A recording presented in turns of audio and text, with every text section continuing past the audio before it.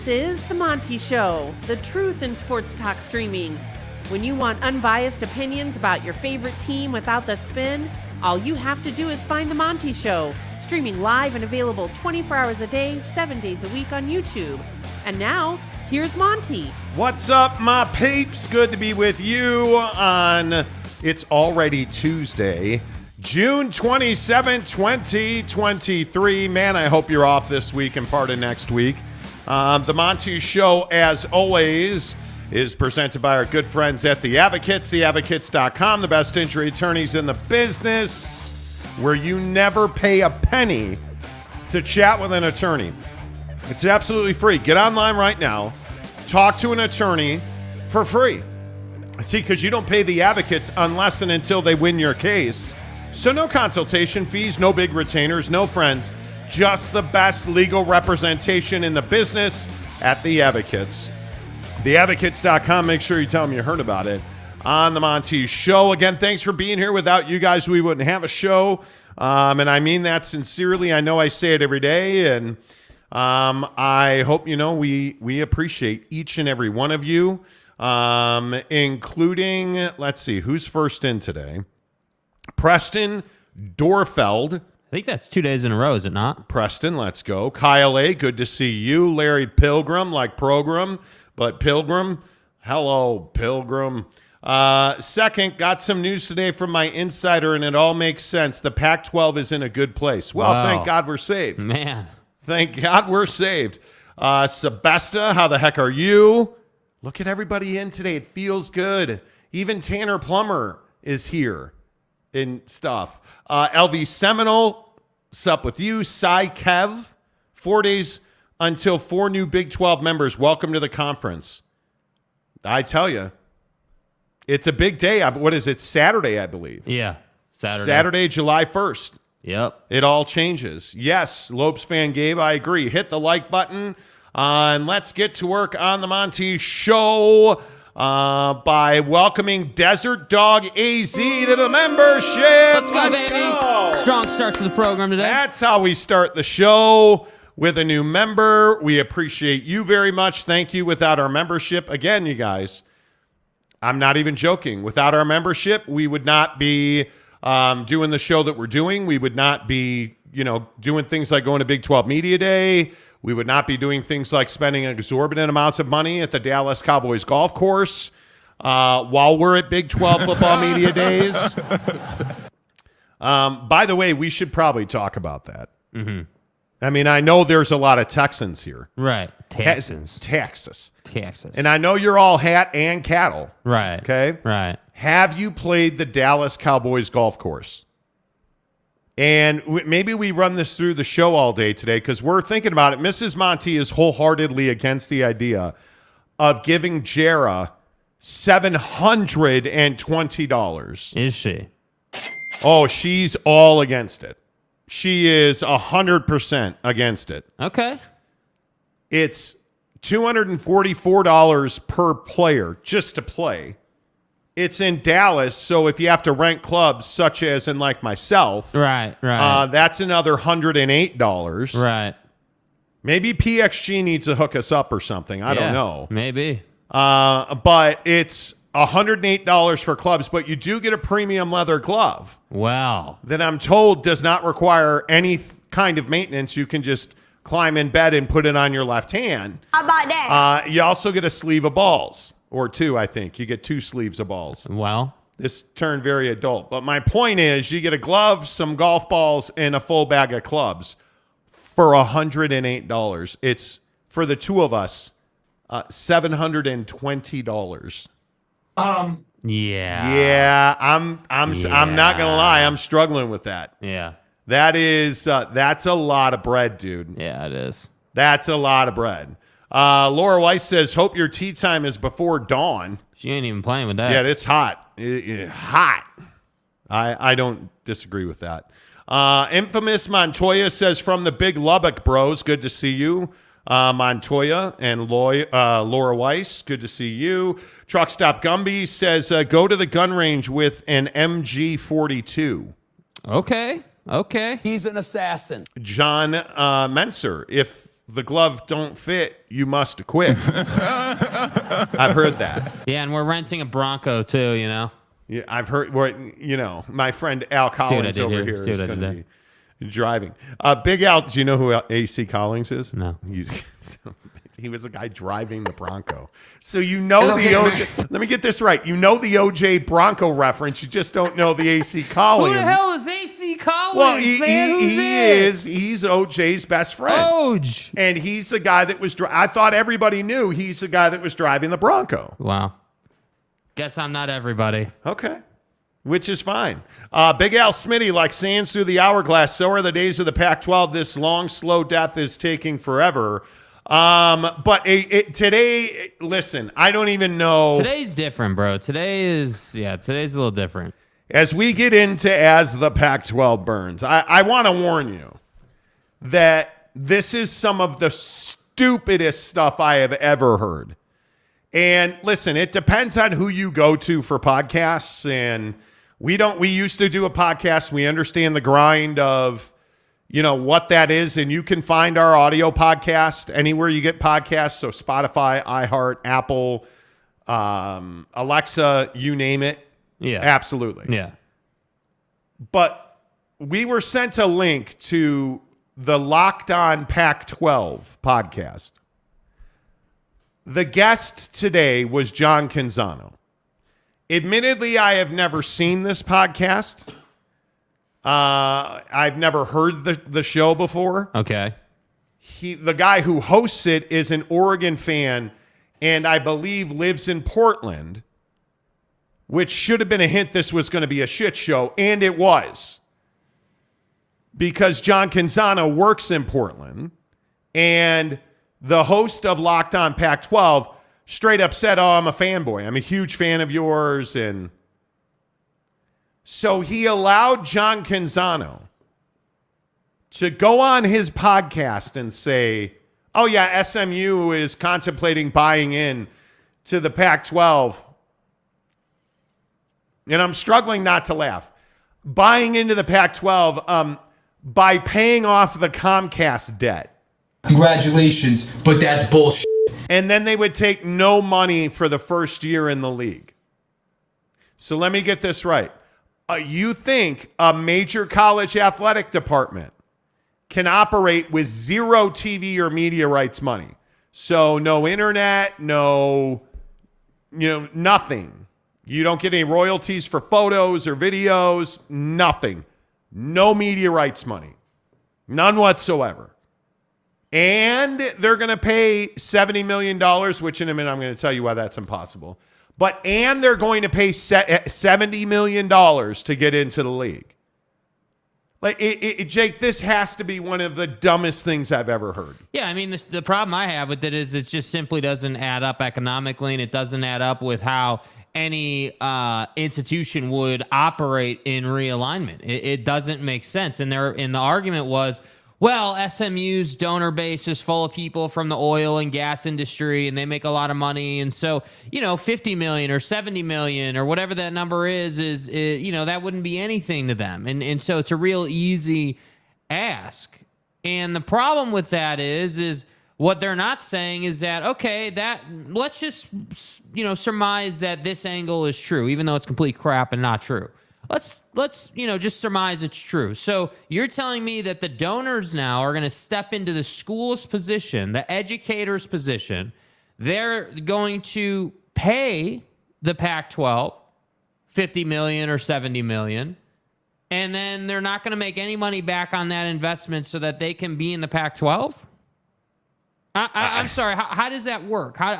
So going to the Pac-12, okay, yeah, sure, it would be a raise on paper for SMU, of course, but you're not, in this scenario, you wouldn't take money the first year. So I'm trying to understand, oil tycoons and money guys like that in that world don't get rich by giving away their money or making bad investments. That's not how it works. So if you said, okay, SMU's trying to buy their way into the SEC, and they're using oil tycoons and boosters and donors from the oil and gas industry, okay, I could give that a little more legs because it's the SEC and it's well worth your time. But you really think that that it's worth it to make a what John said, a $70 million investment to cover $70 million, dude. So the proposed idea basically is suggesting that, yeah, let's just we're just going to throw out all the budgets at SMU. We're going to throw out all the structure and like the way that, fiscal years work. Like, we're going to throw all that out, right? And Ned in the oil industry, who loves SMU and is supporting SMU, he's going to roll up in his G-Wagon and he's going to drop off a check for $70 million, and that's going to get SMU into the conference. All right. What are you talking about, dude? It is incredible to me that this is what the Pac-12 mouthpieces are talking about. And then on top of that, it's crazy. On top of that, you went a step further and decided it would be a good idea to criticize, to question the sourcing in the media and the people that report on the Pac-12. So you're gonna push some ridiculous idea. Then you're gonna do that. Then you're gonna combine that with criticizing the media on the whole. John Canzano on this podcast, and this is an indicator of how far John Canzano has fallen. Like, it is shocking and embarrassing.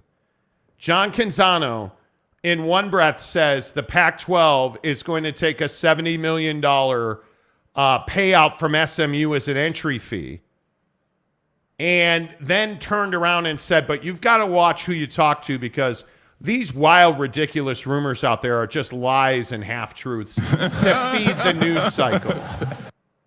Wait, I'm sorry. I thought you just said, and the best part is, we started reaching out to people just to make sure that we were not off base on this.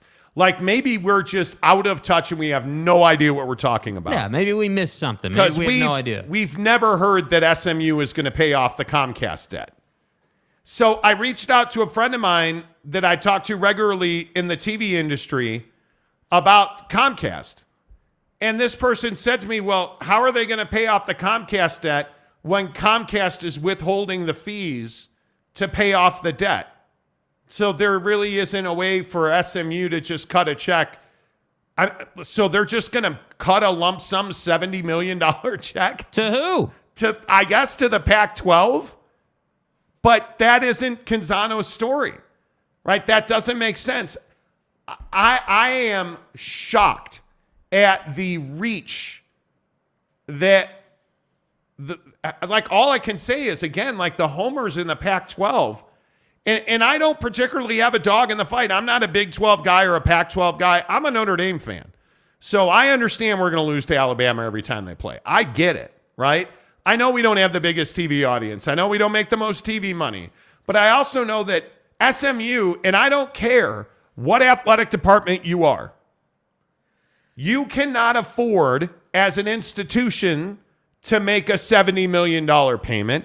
You cannot afford to have your boosters make a $70 million payment, because how are you going to fund the electric bill at the football stadium?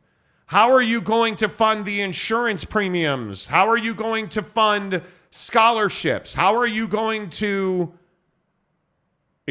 just ticket sales? Ticket sales, and you better sell a lot of beer. This makes no sense.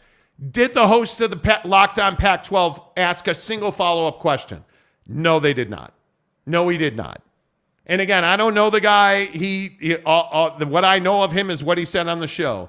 He is an Oregon homer. That's what he called himself. And he is a fanboy of John Canzano. That's what he called himself. There's not a chance on earth that SMU is cutting a $70 million check.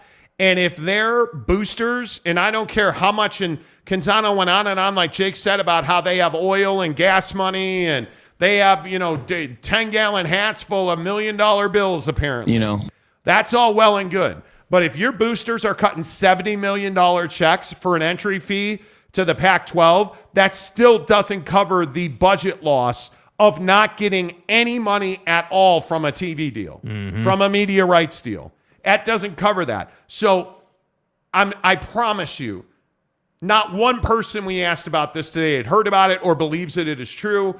This is simply just spitballing and throwing shit against the wall so that people will watch your podcast. And they did. It is apparently one of the most watched Locked On Pac-12 episodes ever.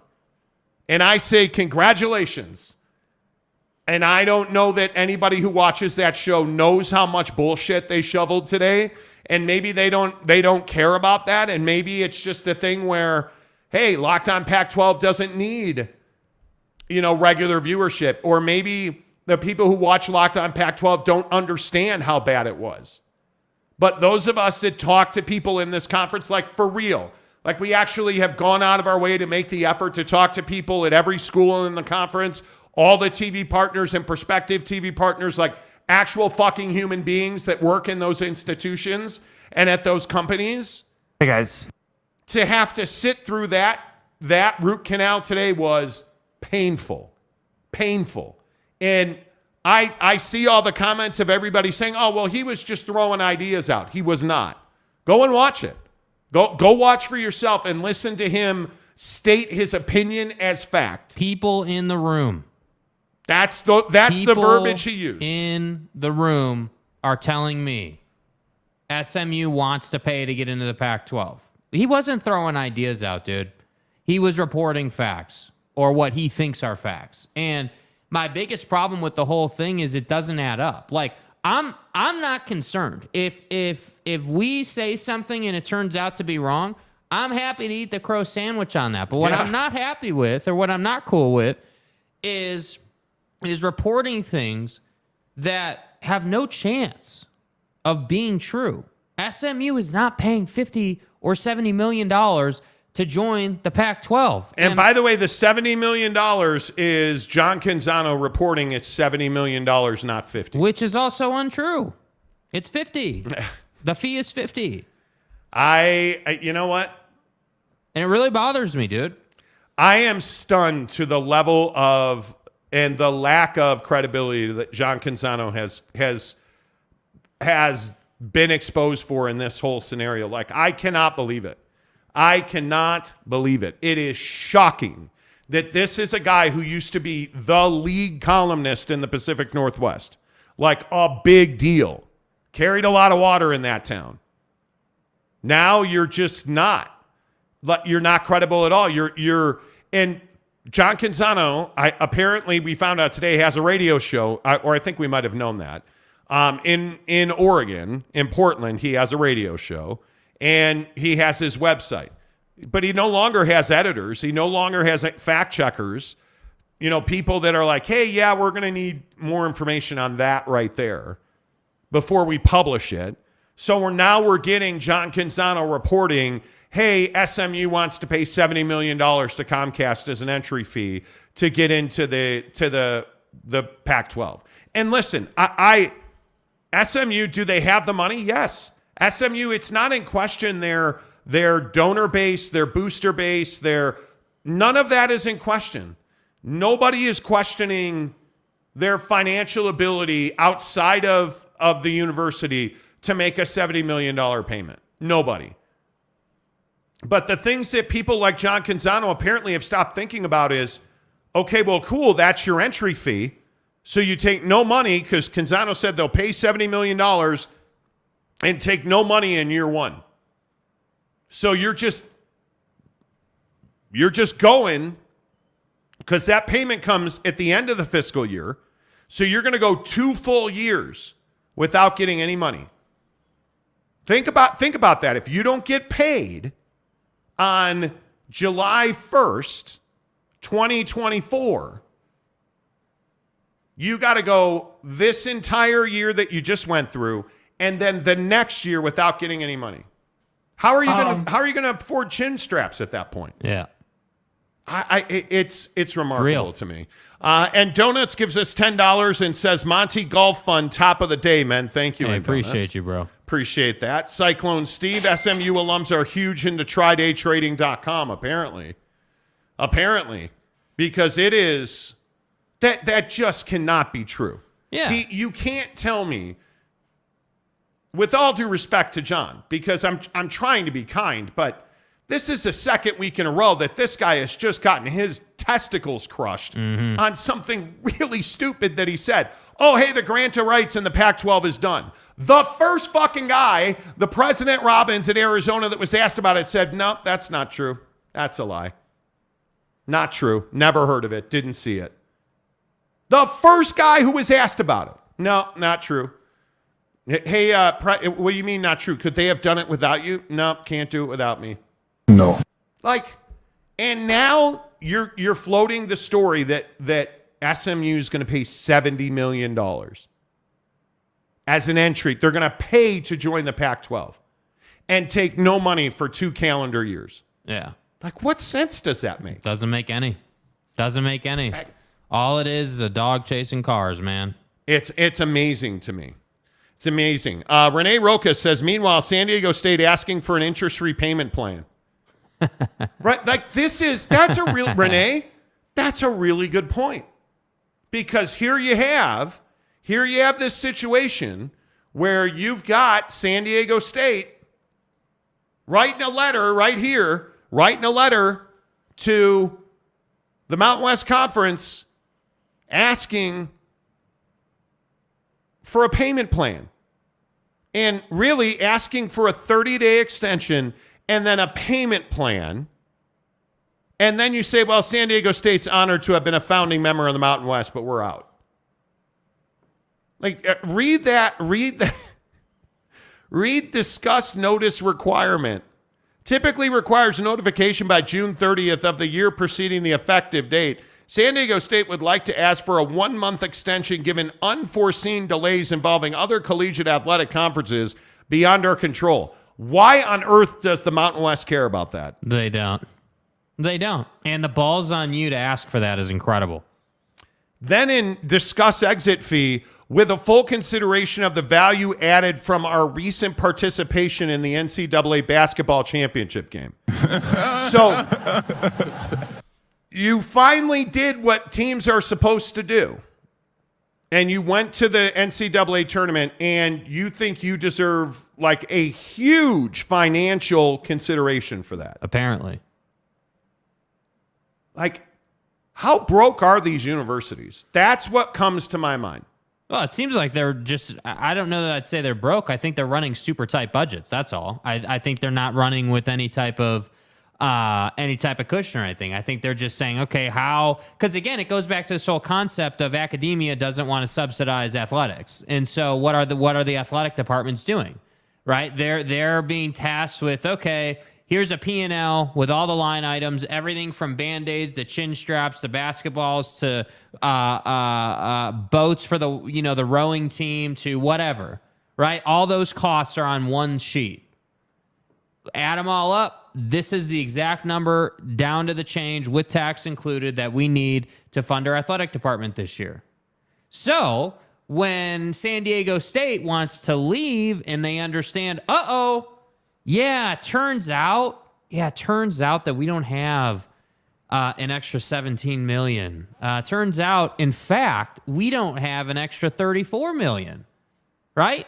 So that's why they want a payment plan, because these universities are running tight-ass budgets. Look at Washington State. That's where, exactly. Look at what happened at UCLA with Under Armour. Look at what's going on at UC Berkeley with Memorial Stadium and that whole renovation disaster. Yep. You look at the Pac-12, and I just go back to the poor decision-making. I mean, you look at the conference, you look at the shortcuts the conference has consistently taken. I just don't know how you explain this idea that SMU,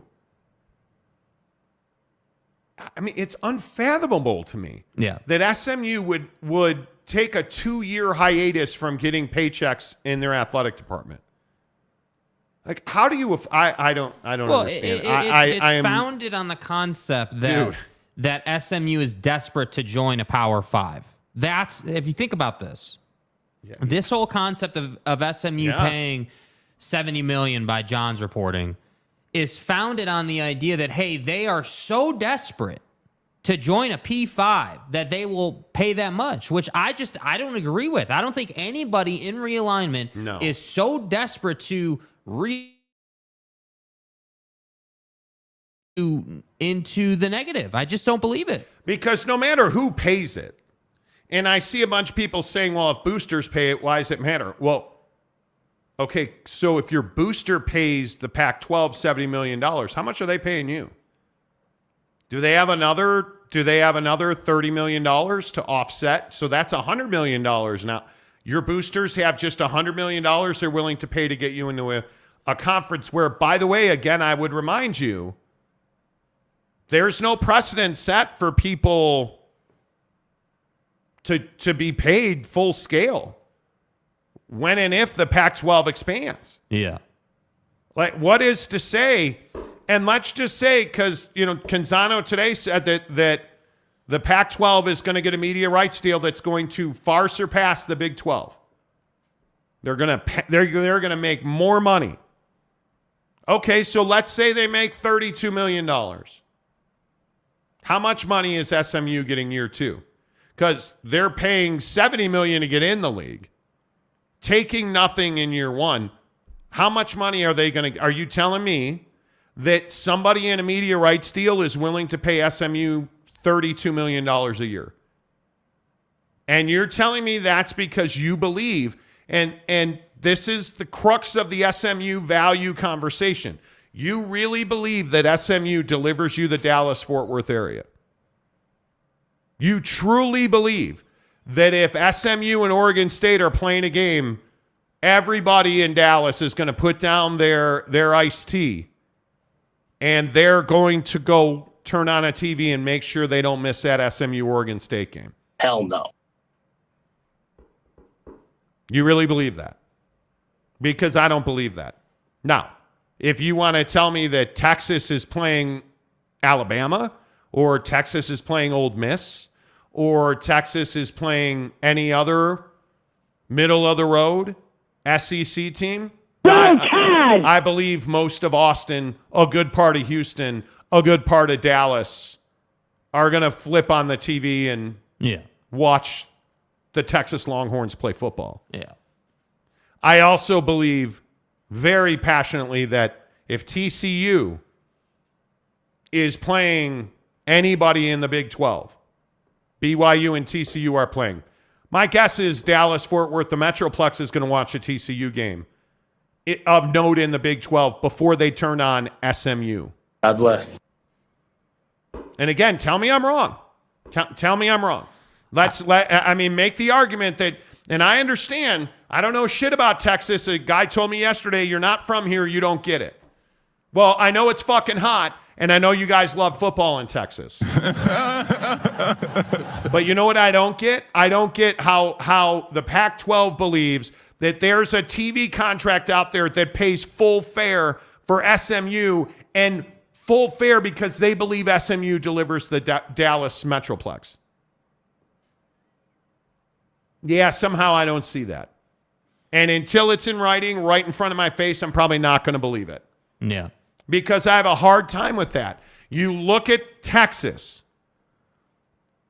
it's two conferences. It's the SEC and it's the Big 12. And really, it's the Big 12. Really, it's the Big 12. Mm-hmm. I don't know how you argue that. Now, obviously, A&M and I totally understand. A&M and Texas, those are huge fucking brands. I get it. The SEC has a big part of Texas. Yeah. The Big 12's got a bigger part of Texas, in my opinion. And nobody's bigger than Texas, UT, I totally get that. But I think you look at footprint, you look at reach. Everybody wants to write off Texas Tech, and I'll be the only one to sit here and defend them. Because I'm telling you, Texas Tech is not insignificant. Texas Tech is going to be a better team this year. And I think Texas Tech is on the path to doing some really good things. And they matter. And they're in the Big 12. Well, and I think the concept of strength in numbers is spot on here when it comes to just the state of Texas. I mean, again, just like you said, Texas is the biggest brand. But I think when you look at the Big 12 and you start saying, okay, hey, we got this team and that team and that's it. Like, hey, you start adding things up, and yeah, sure. Is one single game bigger than Texas? No. But as a business entity, when you're looking at a profit and loss statement and you start looking at, hey, these guys made this much and you made that much and he made that much and she made that much. Yeah, I think that there's a chance, logically speaking and financially speaking, that could be a bigger financial footprint than just Texas and A&M. Yeah, I don't. Again, I get it. I'm not from Texas, and so there's no possible way that I can understand football in Texas. To which I say I laugh at you. I do. Just a rowdy dude from South Carolina gives us $5 to say, breaking, San Diego State asked if they could pay 70 fish tacos to join the Pac-12. I might take them up on that. Well, and the official sponsor of that's going to be Cafe Coyote in Old Town. You know that, right? It's our spot, dude. It's our spot. McKay Boyle, SMU wanting to give themselves a second death penalty. Yeah. For free. Warren Boyd, maybe PAC stated you pay this and you're in. Plus, we guarantee 8-win seasons. By the way, Monty and Jake, sunscreen and water is a must when you play golf in Texas. Oh, sir. Yes. Should we pay $720 to play at the Dallas Cowboys golf course? I got to be honest. I'm really struggling with that number, man. And then I was thinking about it too. We're not even playing with our own clubs, so you know how hard it is for those of you golf. Dude, even if it was our own clubs, that's $500. Yeah, that's $500. And but you get food, you get I don't know, anything past 500, I guess maybe is what I started. And the bigger issue is when we routinely play at Canyons Golf in Park City. It's a nicer golf course than the Dallas Cowboys course. We watched the drone video of the Dallas Cowboys golf course and the reviews, and it's not nearly as nice as Canyons Golf, which is our home course. Yeah. So I'm going to pay $500 to play a not as nice course as I'm used to playing. You're paying it to see. Because it's garbage. To hopefully run into Jarrah while he's circumcising skeeters. Yeah, skaters. Desert Dog AZ gives us $10. Appreciate that. K2, a new member. What's up? Let's go, baby. Welcome to the membership, K2. Appreciate you. Look at all you guys coming through. I appreciate that. Renee Roca says, too damn hot to be playing golf. Oh. Well, the tee time. So here's the struggle, though. Quick sidebar. Not going to get derailed here. Quick sidebar.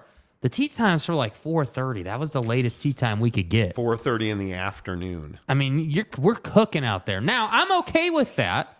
I can lather up in sunscreen and get my bucket hat out, and I can play the sunscreen game. Absolutely.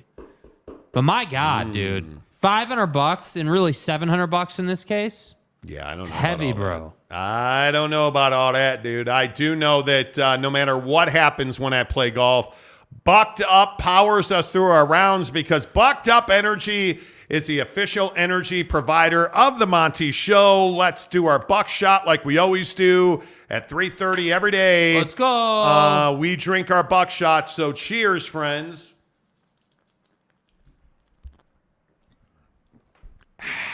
Yummy. Buckshot watermelon, my favorite. I got a bunch of it.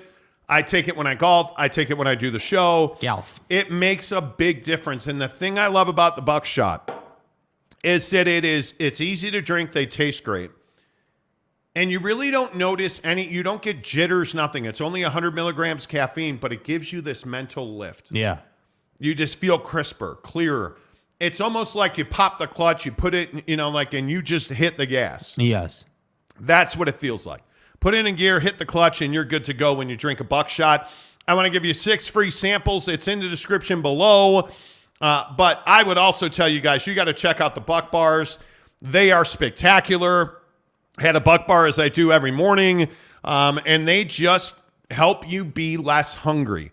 That's the thing. It satiates you. Satiation. And it does that because they're nice and tasty. They use things like dates, natural sweetening. So it's not a huge spike in blood sugar because you're not using all kinds of crazy oils and sugars, and you're using great ingredients like whey protein isolates that give you reliable energy that's long-lasting. That's what I love about it. By the way, in the description below here on YouTube and on the audio podcast, you can get a free sampler pack of Buck Bars. sent right to your front door. Just click the link in the description. You guys will thank me because Bucked Up Energy is life-changing. I promise you. It makes a difference for me, and I think it'll do the same for you. Lopes fan Gabe gives us $5 to say, save your $200 each and just golf Torrey Pines next time you're in California. I mean, I can't lie. I mean, that's not a bad idea, bro. That's a great idea. At Torrey Pines, we can drive out there and take our clubs. We can, California's reasonable. Yep, Rick Forrester, new member let me of the whip show. it out here. Let's go. Love it, Rick. Welcome to the program. Appreciate you. And you guys, it's easy to become members. You click that little join button right in front of you, and you can see that it just asks you what level of membership that you want to, what level of membership do you guys want to join at? And I'm telling you, you can join for as little as $1.99 a month. $9.99 gets you into our exclusive Instagram group, where you get to chat with all the boys and you hear how great Victor Wembanyama is from Big Daddy Magic. It's amazing. Victor's the way. Yeah, I don't know if I agree with that Victor's the way, but it's fine. Suck It Up Buttercup gives us $5 to say, can't wait until Utah gets to Waco for the second game. Should be between 130% to 140% on the field. It's going to be a great game. I'm telling you. Baylor, it's a big year for Baylor. Yeah. I don't think there's any doubt about that.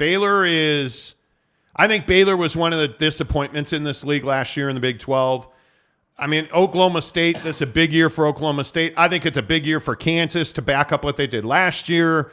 Again, TCU, Sonny Dykes, they have to backslide a little here. A little bit, yeah. How do you not backslide? Yeah. And the expectations are going to be... Although, I have to say, I mean, again, you're in a place now where you know that you can do some special things. You know that you have the culture set up to develop guys and get them into a certain place. So, I wouldn't be surprised if they made another playoff appearance, a college football playoff appearance, but a national championship game, I think, would be crazy. Yep. Rick Forrester, one of our newest members, says, I need fart sounds, please. Why do you? It's only 3:37, dude. Why do you need fart sounds already, man? We're halfway through hour number 1 of the show, and people are requesting farting. It's a little early. It's never too early. Connor Johnson, how many times has Rick become a member? Deja vu? A lot of different Ricks, man. Yeah, there's a lot of different Ricks.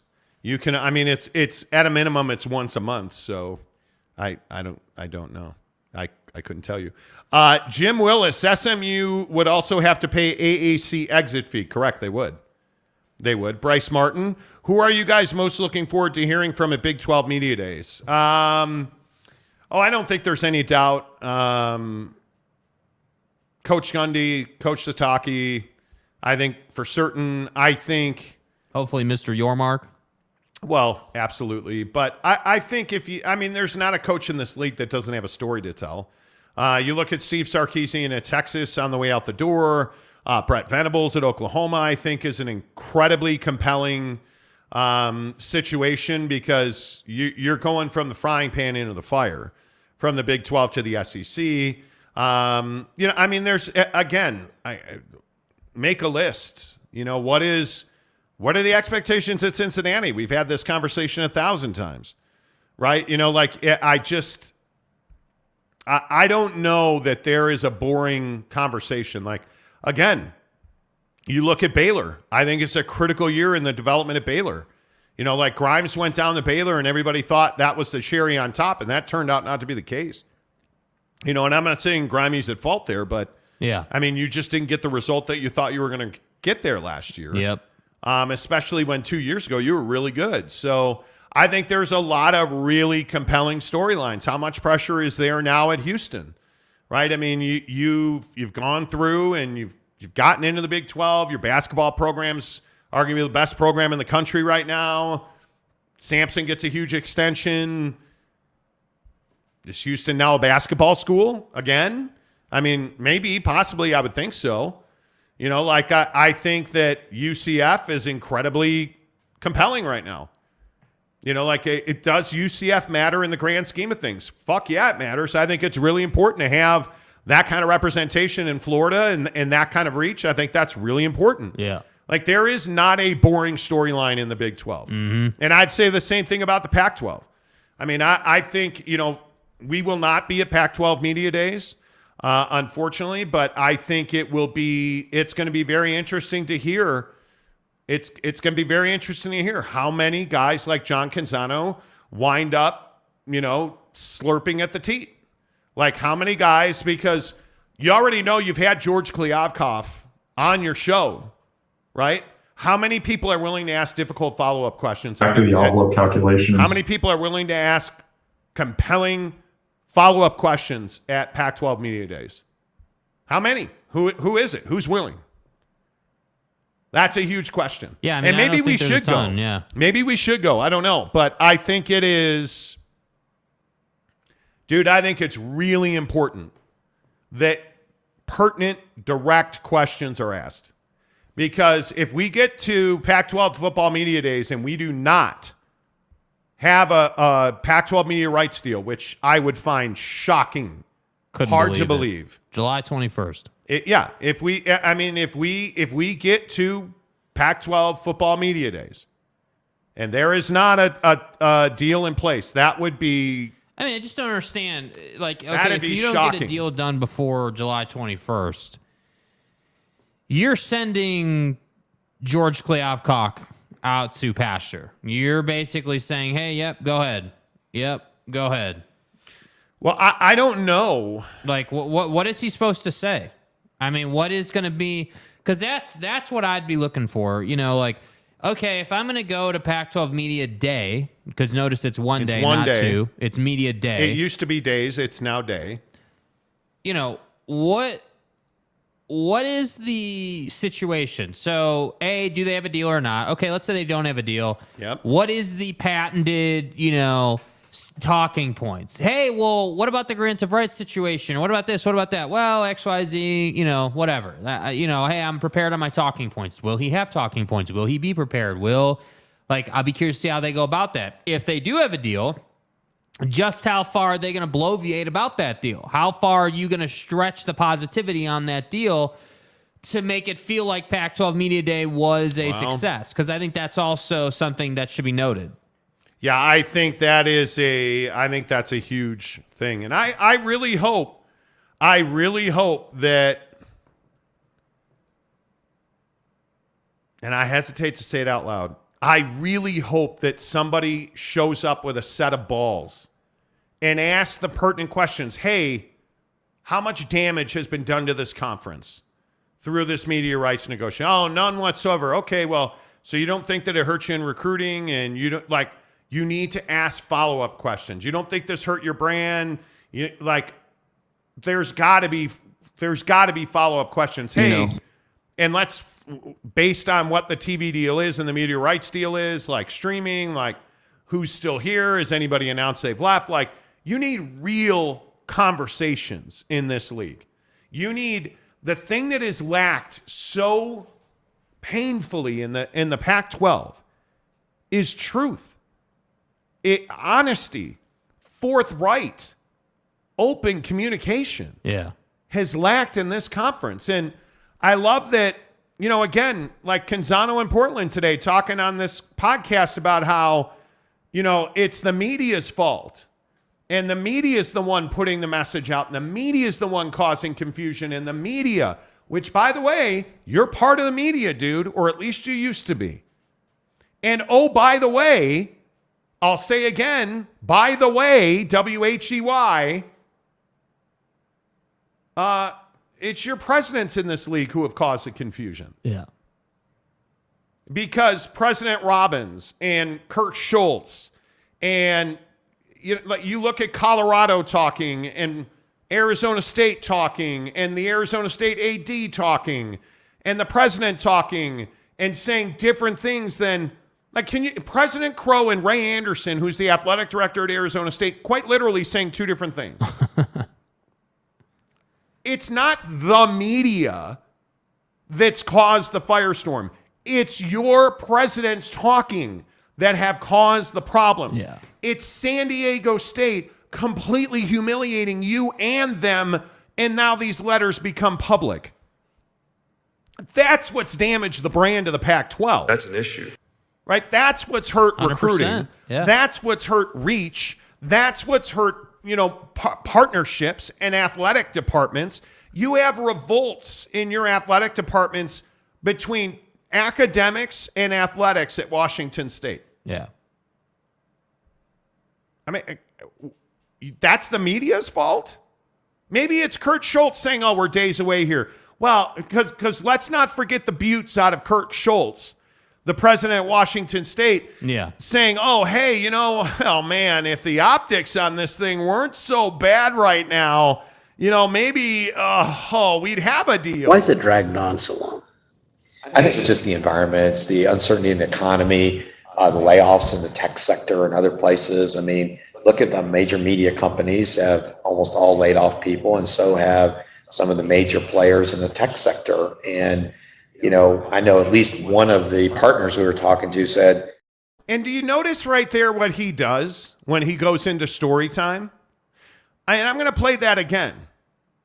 Watch how he pushes the paper away and he starts playing with the table, which is an obvious tell that you're full of shit, sir. Why is it dragged on so long? I think it's just the environment. It's the uncertainty in the economy, the layoffs in the tech sector and other places. I mean, look at the major media companies have almost all laid off people, and so have some of the major players in the tech sector. And, I know at least one of the partners we were talking to said, we're ready to sign today.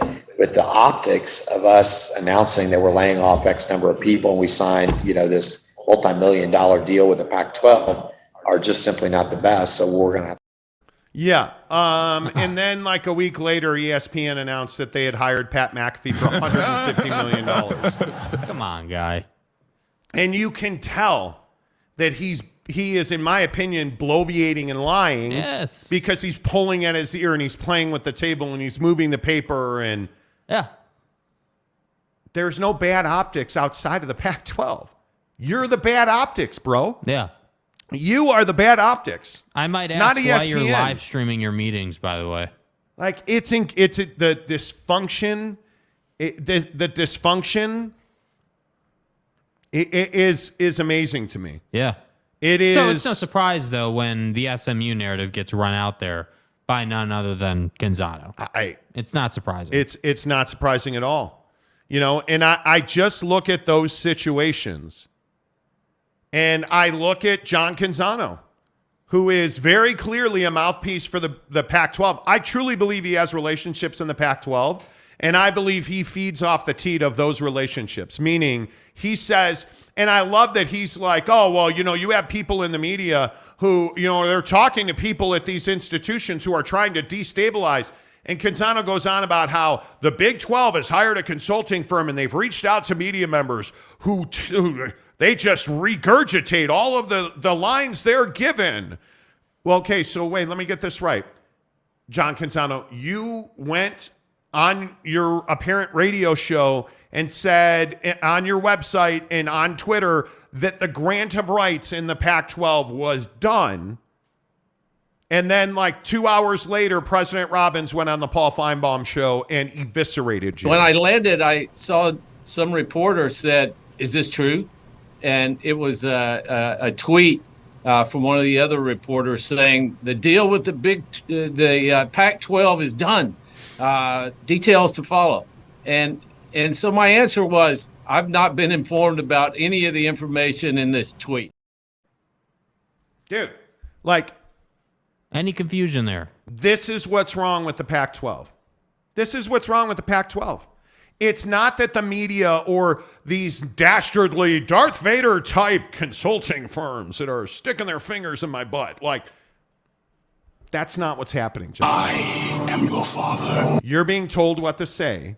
You're being told to be part of the positive spin, and you get caught being dishonest about it, in my opinion. Yep. You get caught saying things like the grant of rights is done. The first guy of authority that was asked about it said, yeah, this reporter has no idea what he's talking about.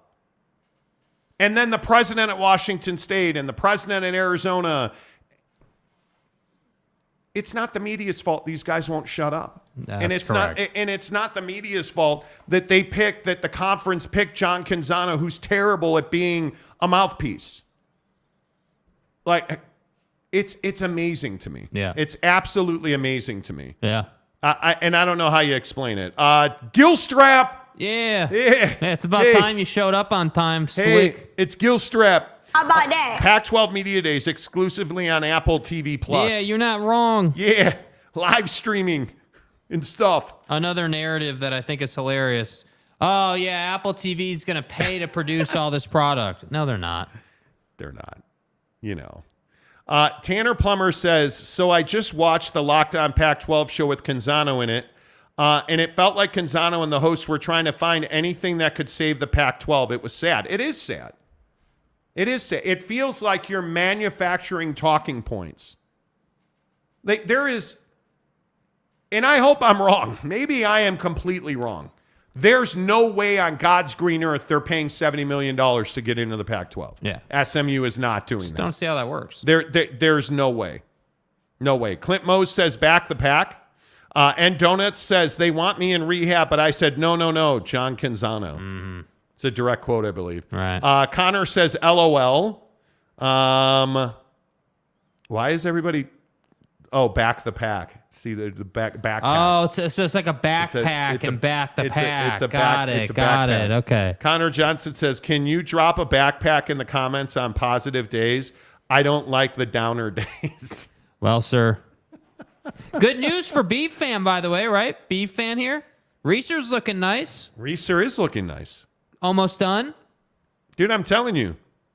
I am telling you. Oregon State's a problem.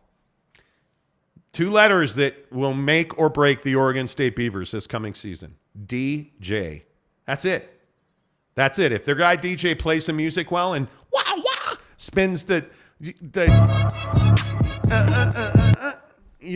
Oregon State's going to be fine. If DJ Uiagalelei is the quarterback Clemson hoped he'd be, Because it's garbage. they're going to be unbelievable. The Tater Man said it's hard to figure out what the biggest elephant in the Pac-12 room is at the moment. Seems we have a whole parade of them at the moment. We do. You absolutely do. And it's hard to get around them. Mm-hmm. It really is. Doesn't ESPN have a vested interest in the Pac-12's failure? And we've talked about this at length on the channel. I don't think ESPN has a vested interest in the failure of the Pac-12, which is also interesting because they are wholeheartedly partners with the Big 12. Our sources told us that ESPN encouraged the Big 12 and the Pac-12 to have conversations, and the Pac-12 declined. And since that moment, ESPN has taken a number of steps that would appear to make them leaning towards the Big 12's success and the Pac-12's failure. Right. Certainly their refusal to get into a bidding war with Amazon. ESPN refused to bid against Amazon. Hundo P refused to get into a bidding war with Amazon. Yeah. And I think what's quite interesting is that not only did the folks at ESPN point blank say we're not competing with Amazon, because they're not, Amazon almost immediately pivoted away from the Pac-12 at that point. Mm-hmm. And that was October, and the narrative changed as soon as we broke that story on this show. Amazon went from all in, let's do it, to, I think a Pac-12 Friday night game of the week is what we're after. And now, by reports, again, exclusively on this show, Amazon's not so interested in Pac-12 content at the moment. Uh-huh. They are more focused in other areas of content distribution. And I think a lot of that played on the ESPN situation. I think ESPN and Fox combined nudging the Big 12 to come to market early, 2 years early. And note how quickly the Big 12 got a TV deal done with Fox and ESPN and ABC. Coincident? Could be. Coinky dink? Could be. But Bob Bowlesby didn't have much trouble getting expansion done. Then Brett Yormark comes in, no problem getting a TV deal done. By the way, who played a huge role in both of those things? ESPN. Not accidentally, very purposefully. So the notion that ESPN has a lot more to gain with a thriving Big 12, it's not unfounded. You're not wrong. You're not wrong, Rowdy, at all. Yeah. Not at all. Because they have enough influence to keep them off Comcast, Hulu, and YouTube TV. I think that ESPN plays chess while everybody else is playing Uno. Right. Not even checkers. You're not even in the same realm of board game with ESPN. You're not even on the board yet. Because you're playing in ESPN's world. And it is one of the things I find so shocking is people don't understand that Fox and ESPN are actually really good partners. They work together quite well. Because ESPN, again, doesn't view Fox Sports as a competitor. Right. Because they're not. They're partners on the NFL. That much is very clear. They're not competitors in college spaces because, frankly, ESPN doesn't need to compete. So when everybody was like, oh, look at those pricks at ESPN, they're out on the Big Ten. Now we showed them. Well, it turns out actually not so much because they got the SEC, the ACC, and the Big 12. Oh. And they got the best college basketball in the ACC. And you have a piece of the best league in college basketball, the Big 12. Fox got what they wanted. ESPN got what they wanted. Yep. And ESPN didn't overpay for the Big Ten like everybody else did. So when everybody start talking to you about, oh, man, ESPN, those layoffs prevented them from getting the Big Ten deal. They did not. You know why ESPN doesn't need the Big Ten deal? Because they're about to renew with the NBA. They've got Major League Baseball. They've got the NHL. They've got a piece of pretty much everything in college sports. F1. They've got F1, which costs them almost nothing. Like I'm trying to understand why everybody thinks ESPN's failing. And it's because I think most people don't understand the TV sports rights game. Because it's a $100 billion game. Yeah. And ESPN has plenty of money to win the game. And by not having Big Ten carriage, I think they're in a much better position. Because the Big Ten is 3 teams.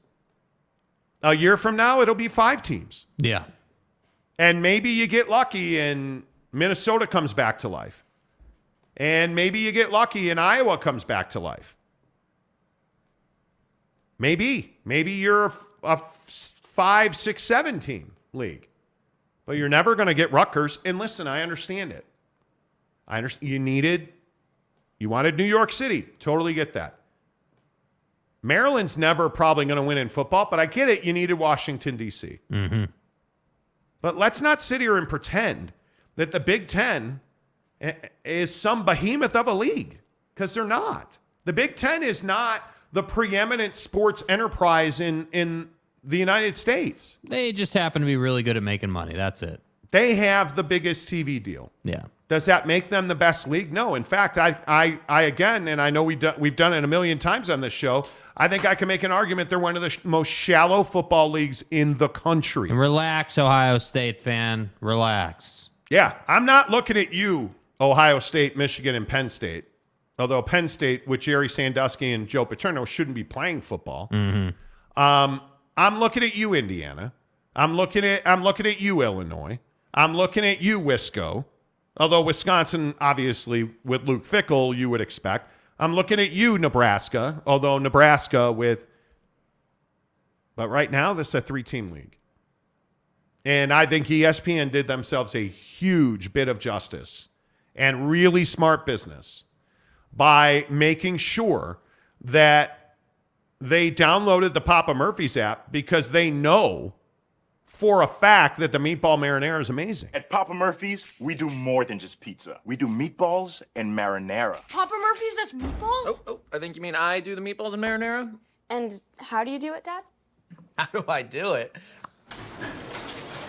How do I do it? Oh, well, we do it with savory ground beef covered in tangy marinara. That's how, honey. At Papa Murphy's, we make great pizza. And don't forget the meatballs. Order now at papamurphys.com. Papa Murphy's Pizza, the official pizza of the Monty Show. Make sure you download the Papa Murphy's app. Make sure that you, friends, try the meatball marinara. Put it on top of your calzone. It's amazing. Do it. It's amazing. Come on, that transition was fire. It was great. It was some of your best work. Some of your best work, man. Are you ever going to say, "Hey, that was some of your best work"? Good job. No, because I don't want to ruin the flow. You're on the flow. Like I don't want to, kill the vibe, dude. I know. The Advocates are your presenting sponsor every day on the Monty Show. Right into a terrible. Be better. Be better. Review the tape and be better. Chris, Good Lord. Bail me out, Chris, because dude, your lead-in could have been Leonard Fournette, and talking about his car blowing up on the side of the freeway. Yeah, did you guys see that, by the way, that Leonard Fournette was driving a Durango SRT? On the freeway. One of the most powerful SUVs. Good old Hank Voigt, Chicago PD, greatest show in the history of television, drives a Durango SRT, right? Leonard Fournette apparently was driving that car on the freeway. It caught on fire and burned to the ground. Yeah. And he has red leather seats. Fortunately, no one was hurt, but... Fortunately. Hey, by the way, you're a Utah. I'm a Utah man. Am I? You're a Utah man. Are you? It doesn't really work backwards. But you went to Utah. Do you have a rooting interest in Pac-12, Big 12? Are you a noted supporter of one or the other? I went to the University of Utah right when they were going from Mountain West Conference to the Pac-12. And I don't know if I'm necessarily a big Pac-12 fan, but I feel like the Pac-12 has a little chink in its tinfoil there. That it's tinfoil. It's not like it was. I mean, It's going to be interesting to see what happens these next couple of years with the Pac-12, and how that's going to affect the Utes. I don't know. Yeah, I think it's really important because the football program's elite. And the funny thing is, Mark Harlan, who's the athletic director at Utah, just retweeted an article from Sports Illustrated that talked about how many championships the Pac-12 has won in secondary sports. And that's a crazy thing, by the way, is that they have won a significant number of championships in secondary sports. But neither here nor there. Last time you were on the show, you were telling me about all your CrossFitting and whatnot. And I believed we joked about that your whole family are elite athletes because are you guys still doing the CrossFitting endurance training stuff? Yeah. I mean, we that's what we do. I mean, that's what, I do a lot of endurance, I cycle a lot. I bike and run. The big thing this year, though, is I'm doing the Wasatch 100. So I've been out a lot recently, running up in the mountains, and we'll see how I do on that. I feel pretty good, but don't tell me the 100 means you have to run 100 miles. Well, you're not running the whole 100 miles. There's a lot of walking uphill, but you're on your feet the whole time, and we'll see. I've done a lot of big events, but I've never done something like this. So we'll see how it goes. my wife's training for a triathlon. She rode 25 miles on her bike, and I thought that was insanity. Right on I guess it's the Jordan River Trail. Oh yeah, yeah. Yeah, her and her partner that they're training for this race together got on a bicycle and rode 25 miles. Meanwhile, I walked 8,000 steps at a golf course and thought maybe my life was going to end. But I don't know. When you're talking about run walking And 100 miles, like where do you start and where do you end? Like what 100 miles is covered? So you start in Fruit Heights, and you go from Fruit Heights up the mountain, up Bear Canyon to Francis Peak, which is those towers up above Farmington. And then you just take basically the mountains, and you go all the way over to Big Mountain, to Lambs Canyon, up to Brighton, and then down into Midway, where it finishes. So it's a big event with a lot of climbing, but it's one of the premier 100-mile races in the country. You know, you have the Western States 100. Are you wearing your Hokas for that race, or like what's on your feet? How do you keep how do you keep your feet? Like what's going through my head is how ugly are your feet when that race is over? You know, you got to take care of your feet, you know, and you know, my feet aren't too bad, you know, but I've seen worse. But dude, you make sure you have a couple pairs of shoes that you can switch out of during the event so you keep your feet fresh. Is that how many days is that? So you start on Friday, and then you have to finish. I think it's in 36 hours. So you start Friday at 5 a.m. and then you finish the next day, Saturday at how long? Dude, that's 100 miles. Like you're like Moses parting the damn sea. Like it took Moses more than 36 hours, dude. Like I am so proud of you. That's amazing. Well, I haven't done it yet. You know, I haven't done it yet. The training hasn't been bad. There's a couple buddies of mine that I train with a lot and that have done these events before, and so it kind of helps me understand a little bit what I need to do to get ready for it. But it's these events, these endurance events where it kind of challenges your mind a little bit. That's the battle. You know, your body, it hurts, you know, you're in pain, but it's kind of this mental struggle to keep going and to persevere. And I don't know, you know what I can't think of his Huberman. Okay. He talks about meditating during endurance. And I don't know how you guys, you must get to a point where and I don't mean to belabor the 100-mile race, but when you're doing 100 miles in the mountains, there's got to be a point where you're just not physically present, where you're just going. You've got to go somewhere in your mind, because you can't tell me at some point you're not thinking about, good Lord, I've got 37 miles to go. Yeah, they call it this, you know, there's different words for it. Sometimes they call it like this high. You know, I've never experienced a high before necessarily, but like they also talk about like a flow state. Right. And that's probably a little bit more what I can identify with, is you just kind of get in this groove. Yep. And your mind is kind of what they maybe call equanimity. You know, you're not like you're not thinking about the end. You're kind of just in the present, you know, and you're in the moment, and you just kind of get in this flow state where you just kind of you keep moving. And that's like the 14th fairway for me. You know, I hit that 14th. No, it's not. That's a lie. You know, I went golfing. I had a charity event last week that I went golfing at, and it's funny. I do these big endurance events. I was so freaking tired after golfing 18 holes in the heat of the day. I was like, dude, this is, and I was in a cart, you know? Yeah. So it was, you know, it's, can you play? I have a little bit, but there's a unique thing about golf is there's a lot of, how do you say it? Like you're thinking, I mean, you're constantly like thinking about how you're positioned, how your hands are positioned, your shoulders, your wrists, your body. Like there's a lot of kind of mental calculations that you're doing. And I think that's what kind of tires you out, is you're constantly, you know, doing these little calculations in your head. You know, like I had a week-long trial a couple weeks ago, and, you know, we're sitting all day in court, and I get home at the end of the day from this trial, and it was 5 days, and I was exhausted. Yeah.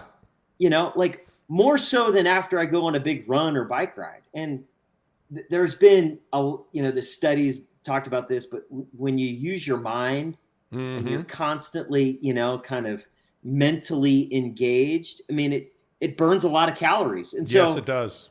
I think that's why golf tires you out, is you're sitting there, you're constantly kind of doing these calculations in your head.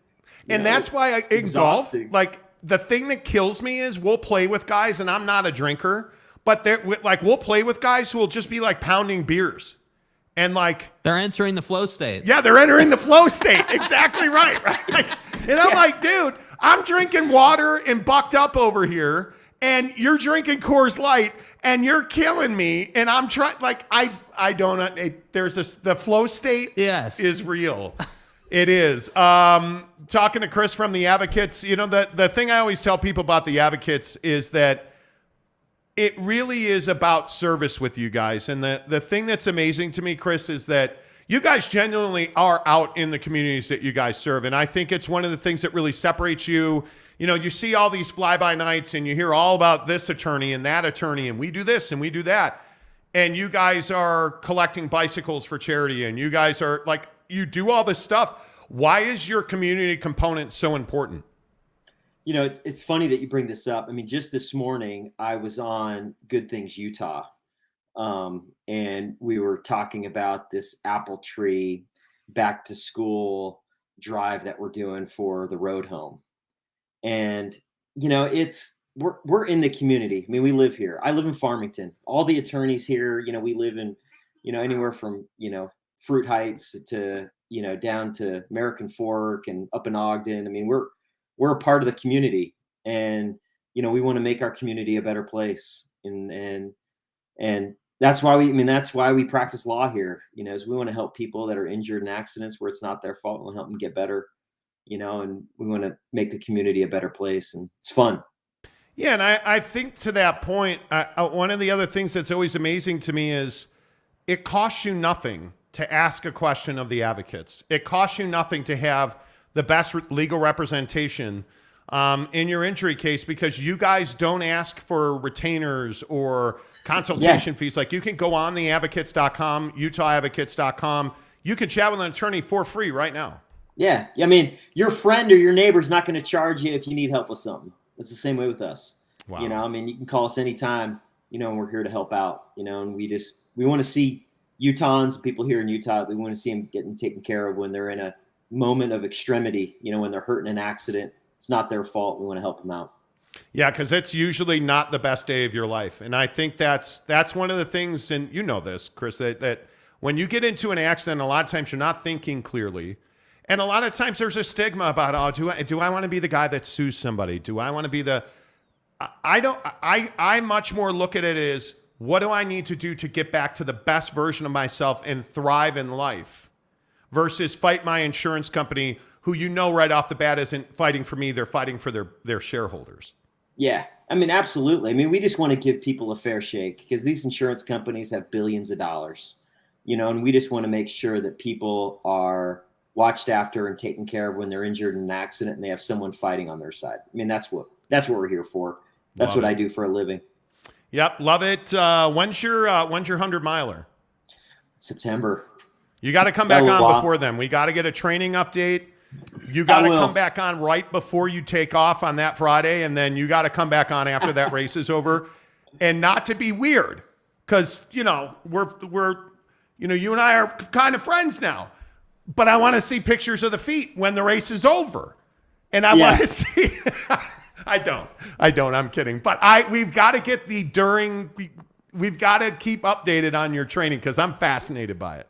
Yeah. Well, I have an Instagram page, and it's Endurance Lawyer. And so I'm sure that I'll probably update that page throughout the event. Kind of let's go. Keep people who want to know what's going on. I'll keep them updated. Chris from the Advocates, Endurance Lawyer on Instagram. Always good to see you, Chris. Appreciate it. Let's do it again soon. Thanks, gentlemen. There you go. Chris Thresher with the Advocates. Good dude. And I say this every time one of their guys comes on the show. They're just good people, man. Yeah. And that's why we love doing business with those guys. But you think about, that's running 100 miles in 36 hours. Yeah, that flow state better be deep, bro. Dude. Bro, 100 miles? Your boy over here can't even run a quarter mile, man. Come on now. Can you imagine that? Can you guys imagine that? No. Go through the mountains. Yeah. 8,000 feet, 10,000 feet. Like, no, I'm good. He's going to run across our fairway. We're going to be like, hey, dude, good flow state. You look good. Yeah, didn't mean to hit you with the slice, my guy. My bad. Yeah, hey, can you move it along? I need to hit this. This second shot's critical. Yeah, can you just run along the fescue here so I can focus on my iron shot, please? We were playing golf a couple of weeks ago, and these people were walking on the trail on the course, and this guy's like, get off the course! Yeah, look, 100-milers, get off the course. I got a 3-wood in my hand. Let's go. Oh, but anyway, I can't imagine it. I cannot imagine running 100 miles. No, I'm good. Nope. You got to follow it. Endurance lawyer. Salty Drunk says, okay, cool, nice chat. Let's get back to Smack 12 chat. Come on. Tom Dean puts a picture of a foot. Is this considered a streaming commercial? No, it's considered talking about a dude running 100 miles through the... Tell me that's not compelling to you. Dude, that's David Goggins energy, bro. Come on now. Are you telling me that talking to a dude about doing an endurance, 100-mile run through the mountains is not compelling? Come on now. Dude, come on.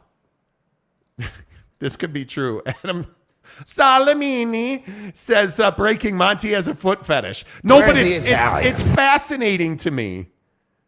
Do your feet gotta hurt? Oh, 100%. Your feet hurt, your knees hurt, your back hurts. Come on. That's gotta hurt. Yeah, exactly. Truck Stop Gumby says fat. Yeah, exactly. Dude. Yeah, bro. Exactly right. It's there you go. There you go. Everybody putting their feet emojis in there. There you go.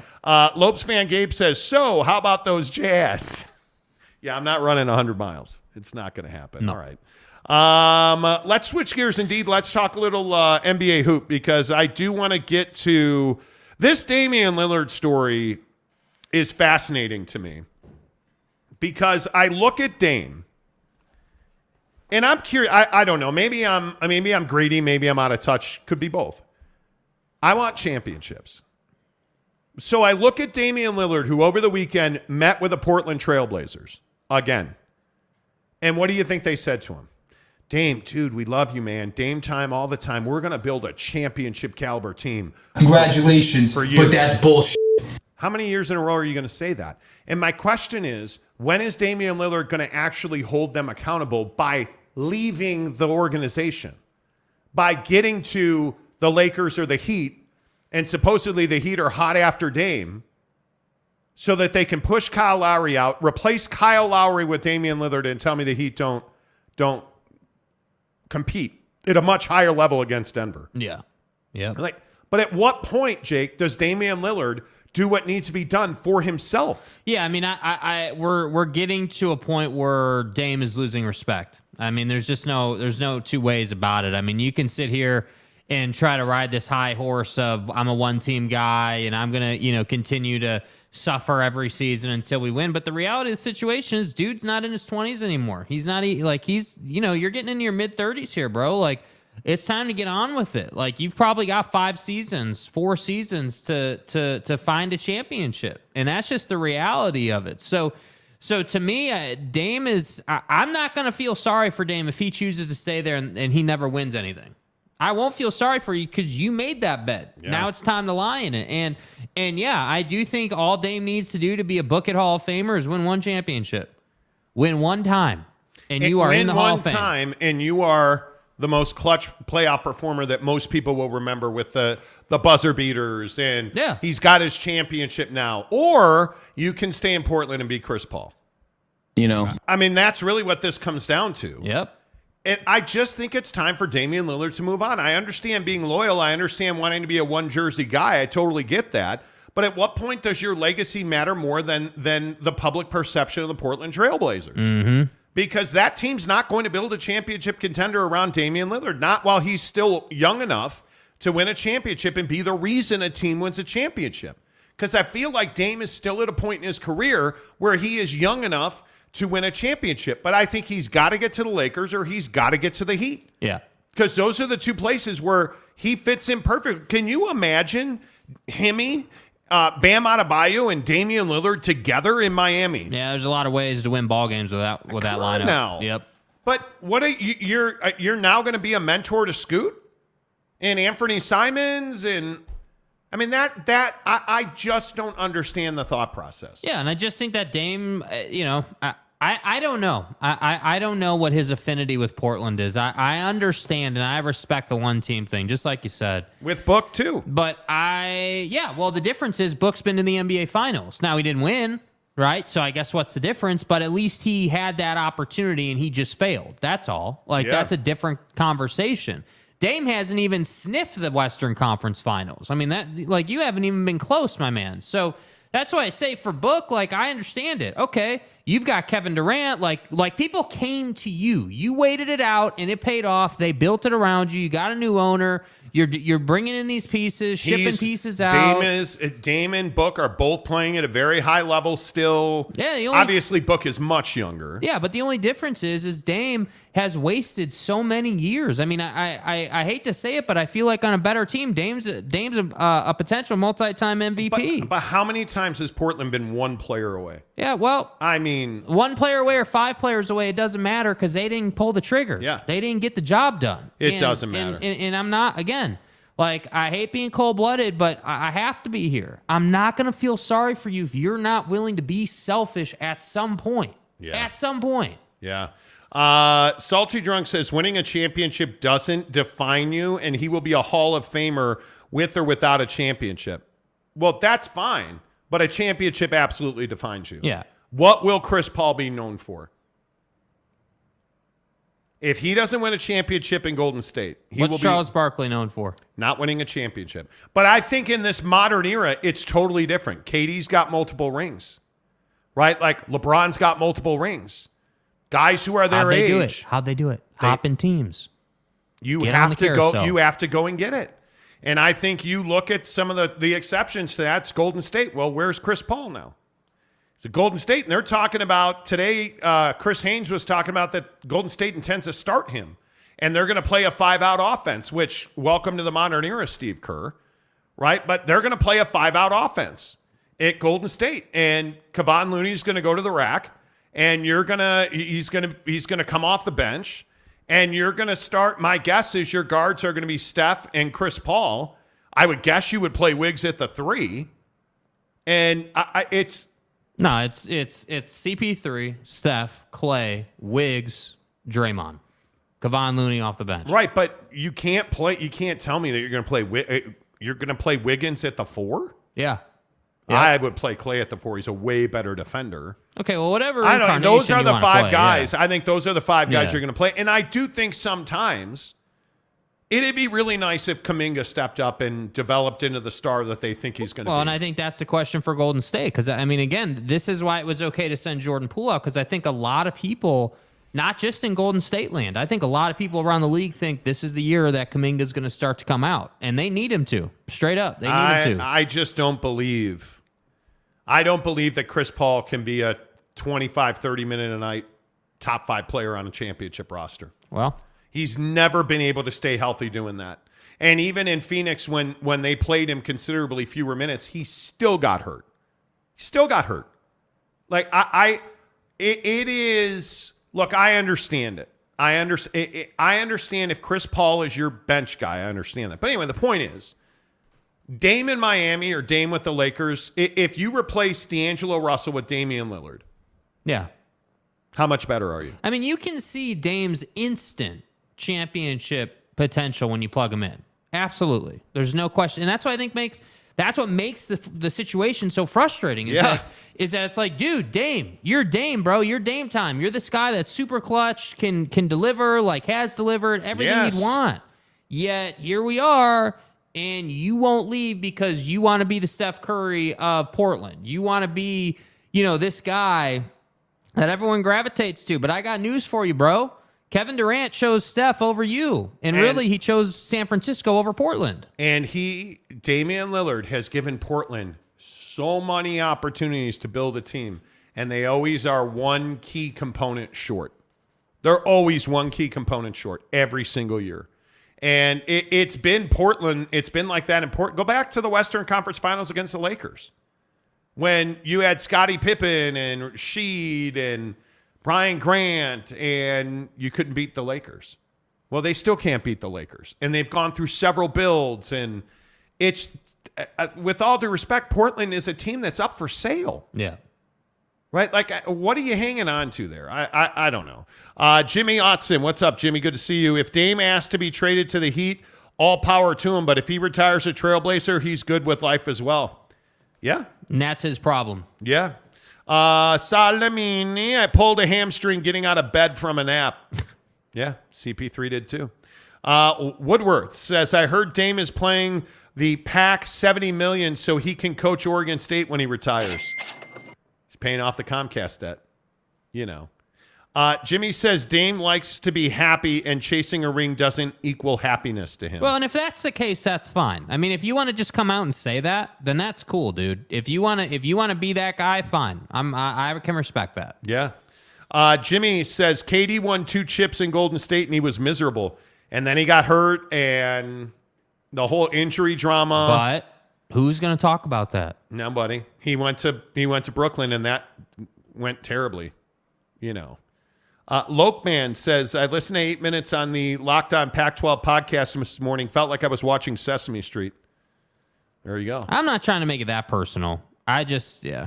Yeah. Salty Drunk, what do you guys think about the NBA considering being eligible for awards? You need to play a minimum amount of games. I think you have to do it. The 65-game rule, I think, is brilliant. Yep. I think you have to do it.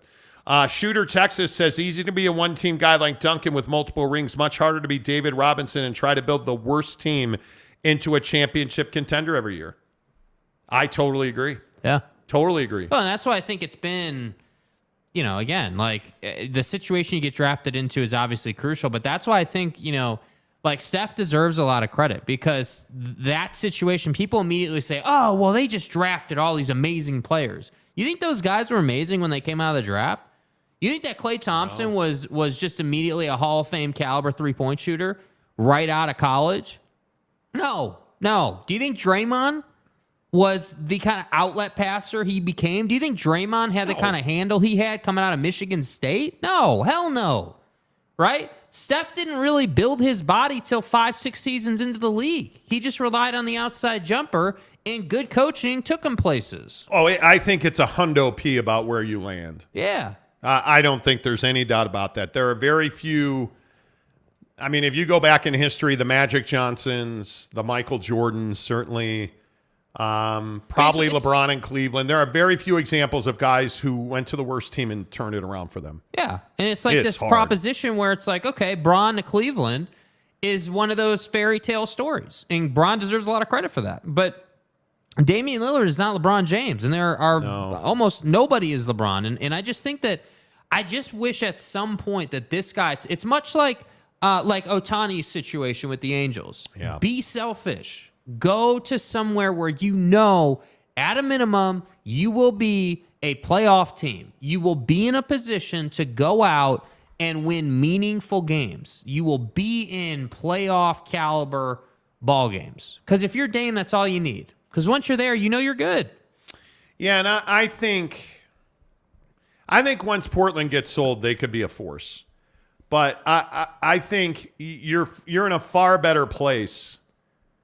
I just think you're in a far better place if you are with the Lakers, the Heat, the Knicks. By the way, all these people in the comments section saying that dude's on a 4-year contract so you can't move him, you have no idea what you're talking about. Yeah. His deal is perfectly movable. There's no doubt about that. Yeah, I have no doubt that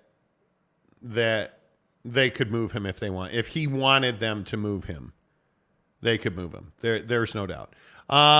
Let's see. Who else? Rick Forrester says, will the Knicks ever win a championship again? The last time I was 9 years old. I think they will soon. Mm-hmm. I think you got to get over the R.J. Barrett thing.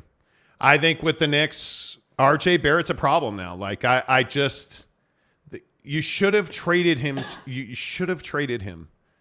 And free agency's coming. Deals are going to be done. The Knicks have got to take another big step forward. They don't need a Jalen Brunson type contract, but I think at the very least you need to restructure down the roster. Your 6, 7, 8, 9 guys have to be better, and you're relying on Obi Toppin. You're like RJ Barrett. Like You need to, and I hate to say it, but you need to go and rebuild the roster the way the Suns have done 2 times now. You need to go and start leveraging your assets. And there's so many teams in this league that have all these assets and never wind up leveraging them. And they wind up, trading them or dumping them or flipping them. And it's just like, dude, what was the point of all that pain that the Knicks went through if they don't wind up moving R.J. Barrett? Look at the Jazz. Look at what the Jazz are doing. You go and make that John Collins deal. Like, I look at Dallas trying to get DeAndre Ayton. Yeah. They're operating. They're trying to improve themselves. And say what you want about Luka Doncic. DeAndre Ayton's a perfect teammate for Luka Doncic. DeAndre's never going to demand the ball. And when Luka takes 17 straight shitty shots and misses 6 out of 10 free throws, DeAndre Ayton's going to be like, hey, dude, you got this. No problem. By the way, you want to go out and have a drink tonight? Like, that's what DeAndre Ayton's never going to question anybody. And I think that's what they need. And Dallas, perfect example. Dallas needs to move on from Tim Hardaway Jr. Yeah. And moving him to Phoenix, filled a void for Phoenix, filled a void for Dallas. Couldn't get the deal done. Well, and I think that's what was crazy about the Brooklyn situation. I mean, the fact that Dorian Finney-Smith is in Brooklyn is crazy. Yeah. I mean, you moved one of your better role players, and look what that did to your roster. And now the idea that, Porzingis, you allowed Porzingis to get away to Washington, and now he's in Boston? But look at Brooklyn. Yeah. Brooklyn transformed themselves over a couple of week period last year. And now they're in position with a really good, well-paid young roster. Yeah. Where they can stack on top of those guys and build. Well, and a lot of people think it's funny with Brooklyn, they're gonna have decisions to make with guys like Cam Johnson, because a lot of people think, Detroit's gonna be aggressive. Because Monty Williams obviously is their head coach now. A lot of people believe that Detroit's gonna take a run at Cam Johnson. Because obviously the Phoenix connection between those two. And I think that's brilliant. I think that's what teams like Detroit should be doing. That's what teams who are on the edge should be doing. And I think the difference between championship and average-ass organizations is the championship ones got the job done, and obviously the average ones didn't. And that's why I say in Dallas, it always seems like they just haven't been able to get over the hill of getting that deal done with a guy that can play with Luka, that sort of gives him traction. Because everyone's like, oh, well, Kyrie, 2 scorers, amazing. But he couldn't play defense because you didn't have Dorian Finney-Smith anymore. That's the problem. Yeah, and I just, Dallas is so interesting to me. The Knicks are interesting. Brooklyn's fascinating. I want to see what Milwaukee's going to do. This Chris Middleton contract, he's going back to Brooklyn. It's a perfect example, dude. Or, excuse me, Chris Middleton's going back to Milwaukee. Yeah. I have no doubt about that. But how much of their cap is it going to cost them?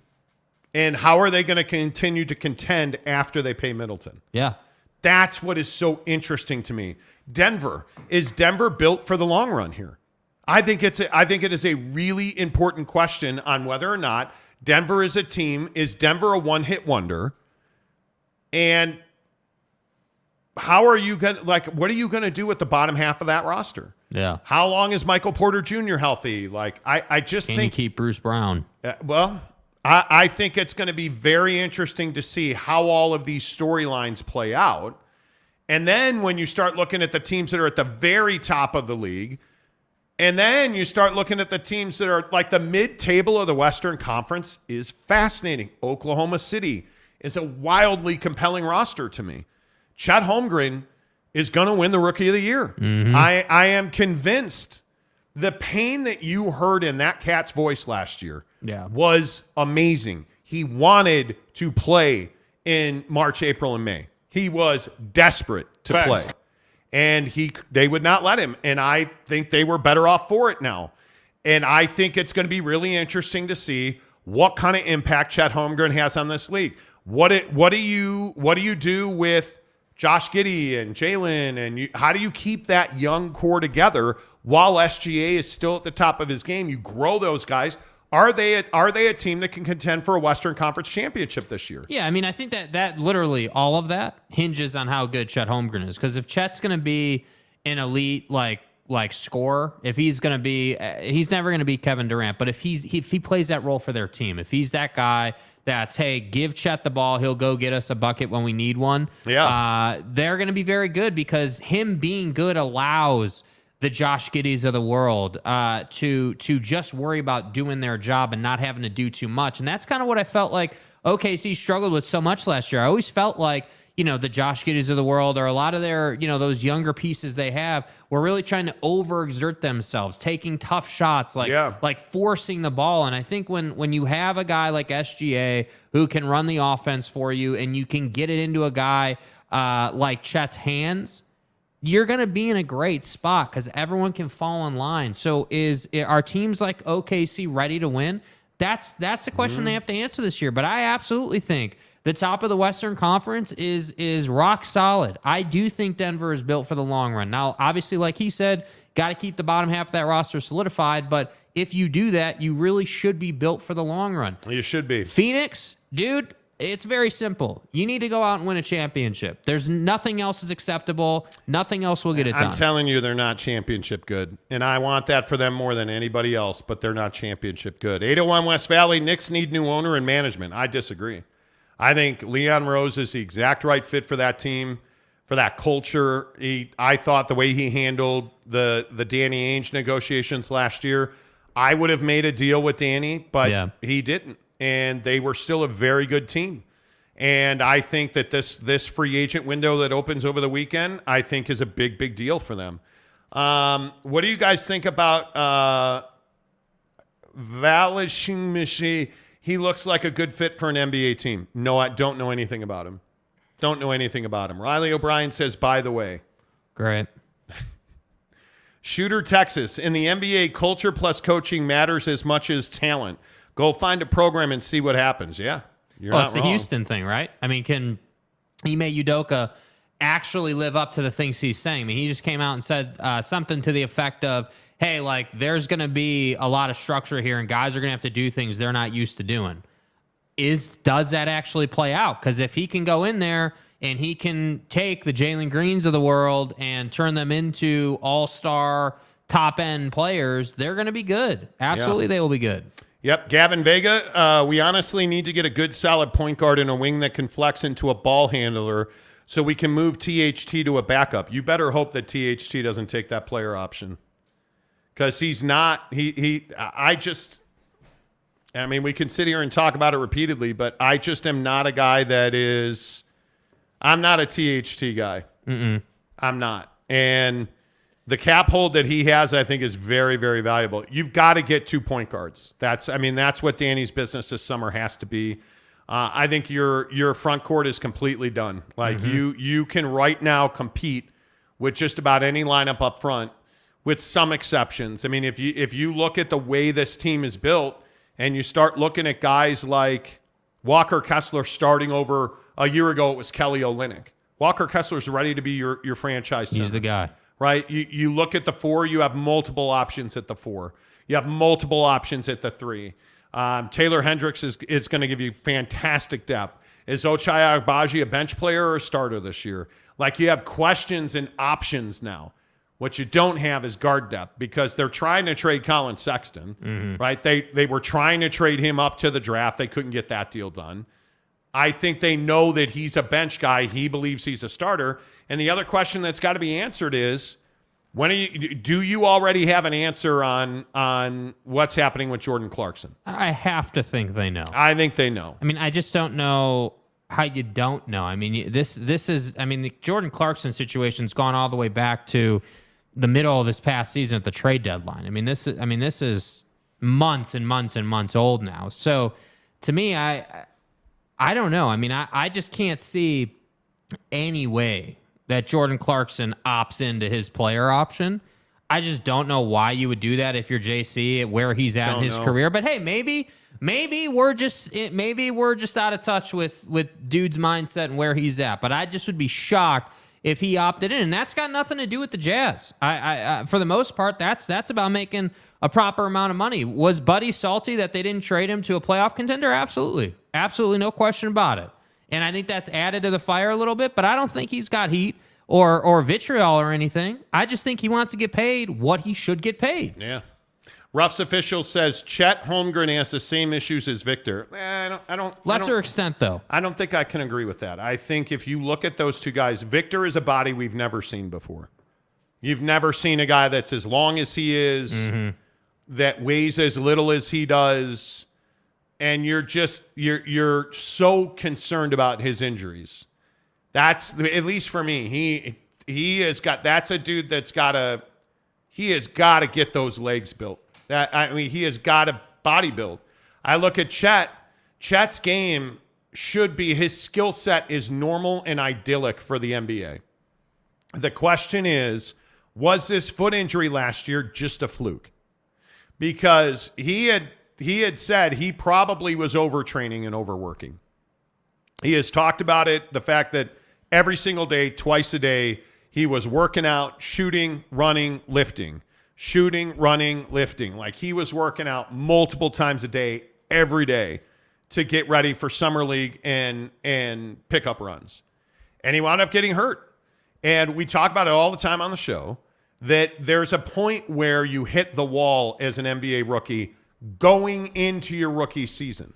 Because right now, all these guys are doing, like there's already, like Chris Brickley's already putting out daily tape of rookies in his gym working on their game. Because it's all they're doing. They're trying to make that bread, dude. They're trying to be that high-profile guy. Because they know that if they make all-star appearances early in their contract, if they make all NBA teams early in their contract, if they can compete for all rookie teams, that's going to make them more money. It's going to make them eligible for extensions at a higher level earlier in their career. So they're working really hard. And it's a guy like Josh Giddey at Oklahoma City who's going to go play FIBA. And it's a guy like Victor Wembanyama who's not going to play for France this cycle. Because he knows he has a lot of money tied up in his contract with them. He does. And he knows that. And I think, frankly, I think it's a smart move. The question is, does national team duty serve a priority? Like if Josh Giddey gets hurt, they're fucked in OKC because you don't have a guy that's as dynamic or can do what he does for them. And they need him. The pick and roll in the rotational action that can happen with Giddey and Chet, with Giddey and SGA because of Chet, those three guys need each other. Yes. And it was a hole in their lineup last year, and they have a chance. I'm telling you, and I know it's only June 27th, but I'm telling you, OKC has a chance to be a top 5 team in the West. Mm-hmm. They do, because Chet's a rookie, but he's not really a rookie. SGA's a stud. Josh Giddey is turning into a really good player. A really good player. Yeah. Who I wish would take time off and not play in the FIBA cycle. But he's going to play. Hooper's going to hoop. He's going to hoop. That's exactly right. So we'll see. It's going to be fascinating. Todd James says both would sweep the floor with any of us in the comment section. True. Yeah. What does that mean? That rookies or like low end NBA players or whoever. If you're in the NBA, you're going to absolutely kick the living hell out of anybody. Yeah, we used to in Arizona when we played pickup. There was a 6 a.m. run at 24 Hour Fitness. Yeah. Where like Arizona guys, Arizona State guys, Grand Canyon guys a couple of times, like 6 a.m. Oh, no, that was Walnut Creek. Yeah. Where the Arizona and the Arizona State players were. Arizona in Phoenix, we played with Arizona State and GCU players. Anyway, my point is, you get on the floor with those guys, dude. They're on another level. You can't even compete with them. And I can't remember one of the Detroit Lion running backs way back in the day. Played with us. Played with us in Walnut Creek on a regular. Like we got to know him by name. Like I can't remember his name to save my life, but we would always be on the same team. And he brought a college basketball player of his that he played college in basketball. Those two dudes, we won like 20 straight pickup games. They're just on a different level. It's crazy. having played, like when I was in Sacramento back in the day, I got to play in the media game against Brad Miller, the former center. And he was messing around. So one of the things I had to do was beat him in a 3-point contest. I had to make 5 threes before he made 10. Javid Best.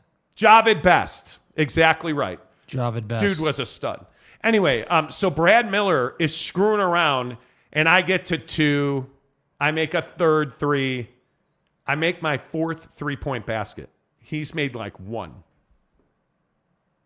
I get to 4. I've got to make 1 before he makes 9. He never missed another 3. Like just done. I didn't win. Like they're just on another level, man. Like they just have the ability. Yes. To like some of the things that I've seen, like some of the things that Shaquille O'Neal used to do in practice. Some like Kobe Bryant. Kobe Bryant used to lay on the floor when he was stretching.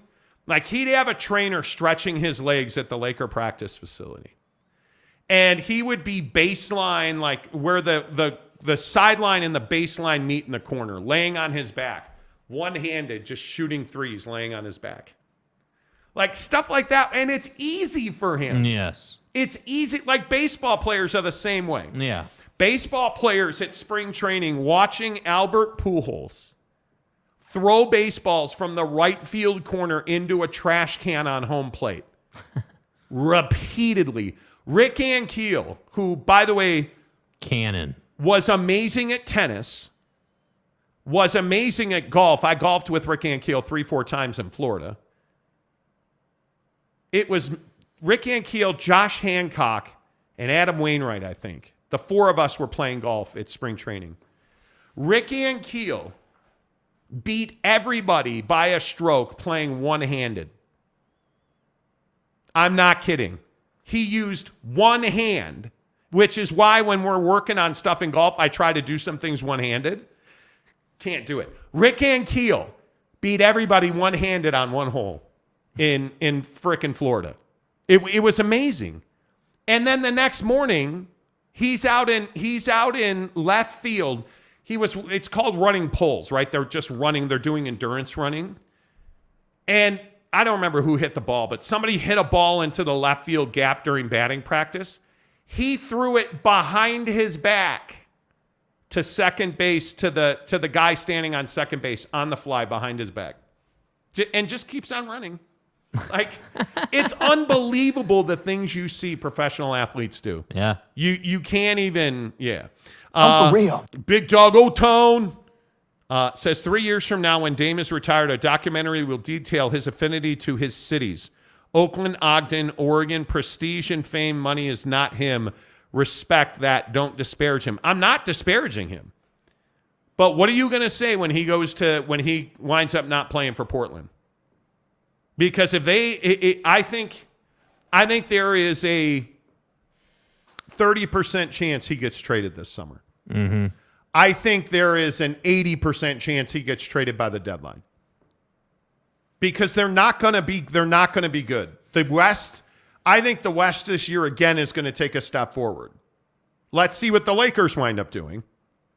But I think the West this year is going to take a big step forward. Because I can't believe Sacramento backslides. Can't believe that. Nah. I can't believe the Clippers sit tight. Can't believe that. Denver's already good. Like, yeah. The Jazz are going to be a playoff team. I think they're going to be a top 8 playoff team. And you just start looking around at the Timberwolves are going to make moves. We already talked about OKC. Like this, the West is, loaded. Forget it, dude. Like if you are in Portland, you're going to have a really tough time making the playoffs. I think you're going to have a really tough time, man. Yeah. Yep. And I don't know, what is San Antonio this year? What is Dallas this year? That you can clearly see Dallas is trying to make major moves. My name is Luca. Right? Like, what are they? And the answer is, I don't know. What they're going to be is incredibly compelling. Yeah. You know, and look, if Dame wants to make his money, that's great. He should go to trydaytrading.com/Monty and sign up for the $10 30-day membership. I mean, that's what I would do if I were him. right? Yeah, I don't even know how you do it. I don't know how you do it. I don't know either, but I'm amazing. That was incredible. TryDayTrading.com always presents all of our Utah Jazz and NBA talk on the Monty Show. You guys, I say it every day on the show that if you want to change your life, do it for $10. And I'm not exaggerating. I'm not dramatizing. $10 to change your life. If I said to you, give me $10 and I'll show you your future, you would do it every single day. Mm-hmm. That's what you can do at TryDayTrading.com. Go there, sign up for the $10 30-day trial membership. And if it's not for you, walk away. But I think the thing that you need to understand is you're going to pay $10. They're going to make a charitable donation. So it's a tax write-off for you. And then you are going to see their entire program. You are going to get high-level coaching. You are going to understand their processes, their algorithms, their methodology really is the word when it comes to making high-level money in day trading. And if you're a currency guy, if you want to trade Forex, do that. Anybody following Bitcoin at 30,000? Like all of the raging that's going on right now because the bull market is back, people are starting to understand again, the stock market is undefeated. It always comes back. That's why when you go through the TryDayTrading.com program, you look at their graduates, they have a ton of graduates that are doing it part-time. And what that means is, hey, you program your trades in the morning, you take an hour, program them in the morning, you go to work and make your bread, you come home, you've made $200, $300, $400 because your systems and your algorithms and your processes are all in place working for you during the day. So you've made that money. The graduates of the TryDayTrading.com program that do it full time, they're making thousands of dollars a day. And they get ongoing coaching and support. And the first trades you make are not with your own money. When you graduate their program, TryDay Trading is going to fund an account for you so that you can trade with their money. And when you make money with TryDay's money, they give you 80% of the profit. That's how confident they are that you are going to be one of the best day traders on the planet. Sign up for it right now. TryDayTrading.com/Monty, $10 30-day trial membership. And look, at the end of that 30 days, if you don't know or if it's not for you, walk away. Walk away. It costs you $10. But man, I'm telling you, nobody walks away because it is a legit game changer for you. All right, let's get Jeremy Calzone. My guy, where you been? Says Wemby will break Wilt's record, dropping 101 on the Jazz this year. Boy, I hope that happens. I hope that happens. Tanner Plummer, I can see the Jazz making the 7th or 8th seed. So can I. Calzone says Wemby will be a Hall of Famer by season 3. Are you trolling or are you being real, bro? I think you're. I think this is a troll job right now, bro. McKinley Cutler, with the addition of John, do you think the Jazz will be a playoff team? John, I don't know who John is. Oh, do you mean John Collins? Oh, I think he means John. The Cookie King means John Collins. Did we get on a first? What about Laurie or, Colin? The untrained eye. I mean, Colin. Colin's amazing. Don.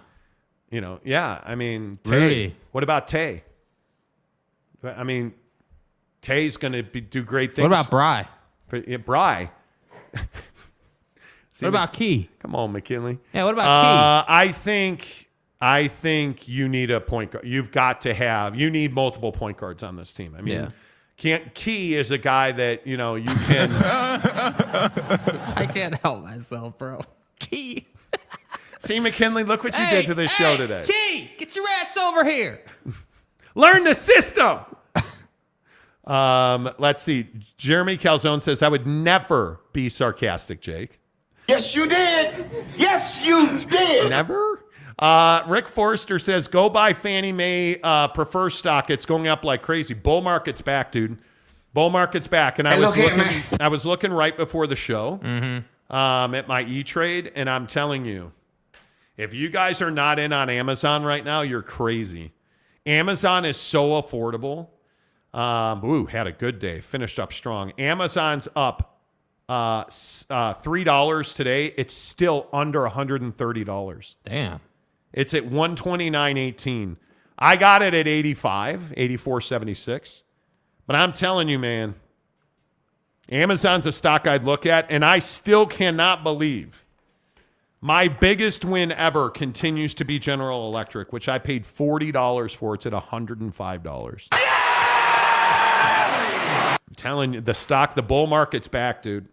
The bull market is back, which is great because if I can get GE back to 200, if I can get Amazon up to 180, 200, 250, now we're cooking with gas. Truck Stop Gumby says Apple is undefeated. Apple's very good too. My money guy and I have had massive so my money guy wanted Tesla so badly. Oh, Tesla. You guys got to get in on Tesla. We clear on that? I was like, homie, buddy, dude, bro. And I'm telling you, Tesla's not been bad for me. Tesla's doesn't up make today. you feel responsible. It's at 250.21. But my Apple stock, goddamn, my Apple stock has been a revelation. I paid $122 for it. It's at $188. Jesus. Right? Tesla, we paid $219 for it. Right? We paid $219 for it, and it currently is at $250.21. So Apple was absolutely the right way to go. Yeah. I'm thrilled with it. The only stock I'm really struggling with is J&J, Johnson & Johnson. And I'm not really struggling that bad. I paid $159. It's at $163. But we'll see. I could go. I love you guys. TryDayTrading.com. I'm telling you, it's going to be amazing.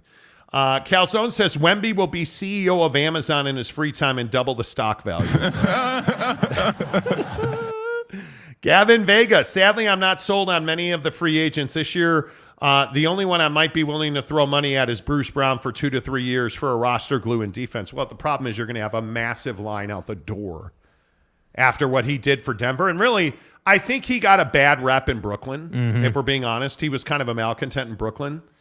But they really need to get him back in Denver. Yeah. Because he was a guy that you could count on. Yeah, you get him going, you're in a great place. But I think there's a lot of spots around the league that'd like to have him. And it's going to be I think he's a better Eastern Conference player.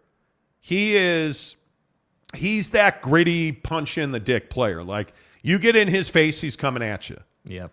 He's an Eastern Conference player to me. So we'll see what he does. OG Gary, Wemby is going to bust so hard. Bro, that's gross. This is a family show. Oh my God, just like that. Can you, Gary? Dude, this is a family. Like, I know. You mean he means draft bust because he was picked. No, okay. You fucking donkey. My bad. This is a family show. Gary would never say anything like that. You Be better, dude. Got the benefit of the doubt. Be man. better, dude. And I ain't talking about that kind of bust. So you were right. See?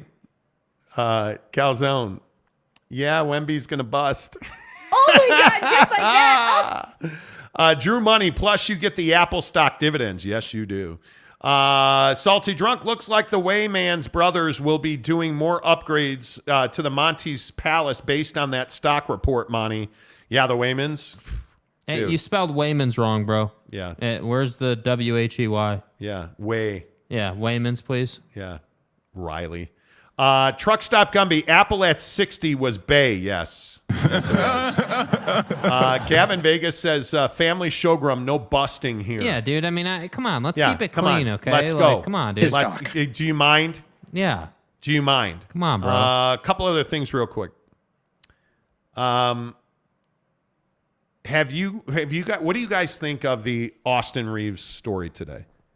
That the Lakers, no matter the number, will match any offer that Austin Reeves gets. And the question is with the Lakers, do you keep Austin Reeves and D'Angelo Russell? And you know what? The answer is I don't know, because D'Angelo wasn't bad, but he was not good down the stretch. Like that Denver series, he was not good. Yeah, Austin Reeves is the priority over D'Lo all day. Right. I don't think there's any doubt. But do you keep them both? No. Let D'Lo go. Let D'Lo go. Yeah. Yep. The decision is around Anthony Davis, not D'Lo. I would be letting D'Lo go. Well, I mean, if it's Anthony Davis, you're going to get a haul in return for him. I agree. I would agree. think. I mean, I think that's the kind of haul they need, though, because they're always strapped on assets because they're a win every year type team. Yeah, I think you're going to see D'Angelo Russell's going to be interesting. Russell Westbrook's going to be interesting. Yeah, they're saying he's going to stay there, but I don't know about that. I think that Clipper locker room will melt down if he gets away. Yeah. I think it will melt. I just don't know how. I don't know how. And Salty or Austin is him, OG Gary says. Salty loves this take right here. AR equals a poor man's Josh Giddey, I think is what J Gidd means. Right. And I understand Josh Giddey's your guy, but this goes back to the Joe Ingles thing. This is why you owe me beer that you've completely welched on. You owe me a keg of 4X Summer Ale. Waves in opposition. And I still haven't gotten it because I'm telling you, Josh Giddey is a good player. Austin Reeves has superstar talent. Superstar projection. Josh Giddey's always going to be a role player. Austin Reeves, I think, could be the best two guard on a lot of teams in this league in the next 3 years. Because he can shoot, he can finish, and he is a tenacious defender. Yeah. Like, he has every tool you need. And the thing that you really respect about Austin Reeves, the guy is a student. And the fact that he spent hours and hours and hours studying how to get fouled. You guys know this story, I would guess. Austin Reeves spent hours and hours during the last offseason and the first part of this season studying Steph Curry, James Harden, Devin Booker, learning how to get fouled. And what do you know? He started getting to the line more. He started getting more calls. He started seeing more production. And what happened? He leveled up. And you love that about guys because you'll never have to wonder about Austin Reeves' motor. You'll never have to wonder about his want to. Yeah. I think he's going to be very difficult. Gavin Vega, hell no, D'Lo in my eyes is JC. I just think D'Angelo has not panned out as a superstar point guard. And when he's on, forget about it. And there were stretches with the Lakers, he was really good. I'm not going to forget that Western Conference Final. And if I'm Rob Pelinka, I want to upgrade that spot. Now, it's going to be tough to do that, but I want to upgrade that spot. Yeah. Calzone says LeBron James equals poor man's Wemby. What is there something in the water where everybody's just railing on shit? Like, it's weird to me that it's like all of a sudden everything's about Wemby or I don't know. Maybe it's just that time of year. It's that time of year because people are bored. Salty drunk because Giddey isn't working on getting to the line more. Who said that? Who said that? I never said that. What I said was Austin Reeves' ceiling is higher than Josh Giddey. I don't even think that's that controversial, bro. That's not controversial. It's not. Yeah. The difference is Josh Giddey's working on it. Austin Reeves is doing it. He's already done it. Yeah. Austin Reeves, it's okay that Josh Giddey's not the best three in the league. It's okay. He's never going to say anything good about Austin Reeves because Reeves is a Laker. That's weird. You need to understand that. Yeah, probably. Drew Money, Reeves is the next Jimmy Butler. A lot of people are making that comparison. A lot. Austin Reeves is so valuable to us. I would get rid of D'Lo again. Notice how he said us. Yeah, I didn't know that you were on the team, bro. He's the Gatorade guy. He has our full respect. He mixes the Gatorade in back. Okay. I hate Wemby so much because of this chat, OG says. It is weird to me. I don't know. It's been a weird week. Like, I was looking at our comment section this morning. There have been so many held comments and filtered users because, like, Riley O'Brien, I think, is in that group now because YouTube tells me. Because you just keep posting the same comment over and over again. Yeah, so it reads it as spam. And it's like, dude, what are you guys doing? Like, what is wrong with you people? But like, is it just that it's hot? I guess. I don't know, man. You know. Salty Drunk says you guys will see more of OKC when their games are on national TV. So, yeah, we don't watch. Dude, we don't got watch League OKC. Pass, dog. We don't watch League OKC. Pass. You know, we don't know what we're talking about with Josh Giddey. No. You know.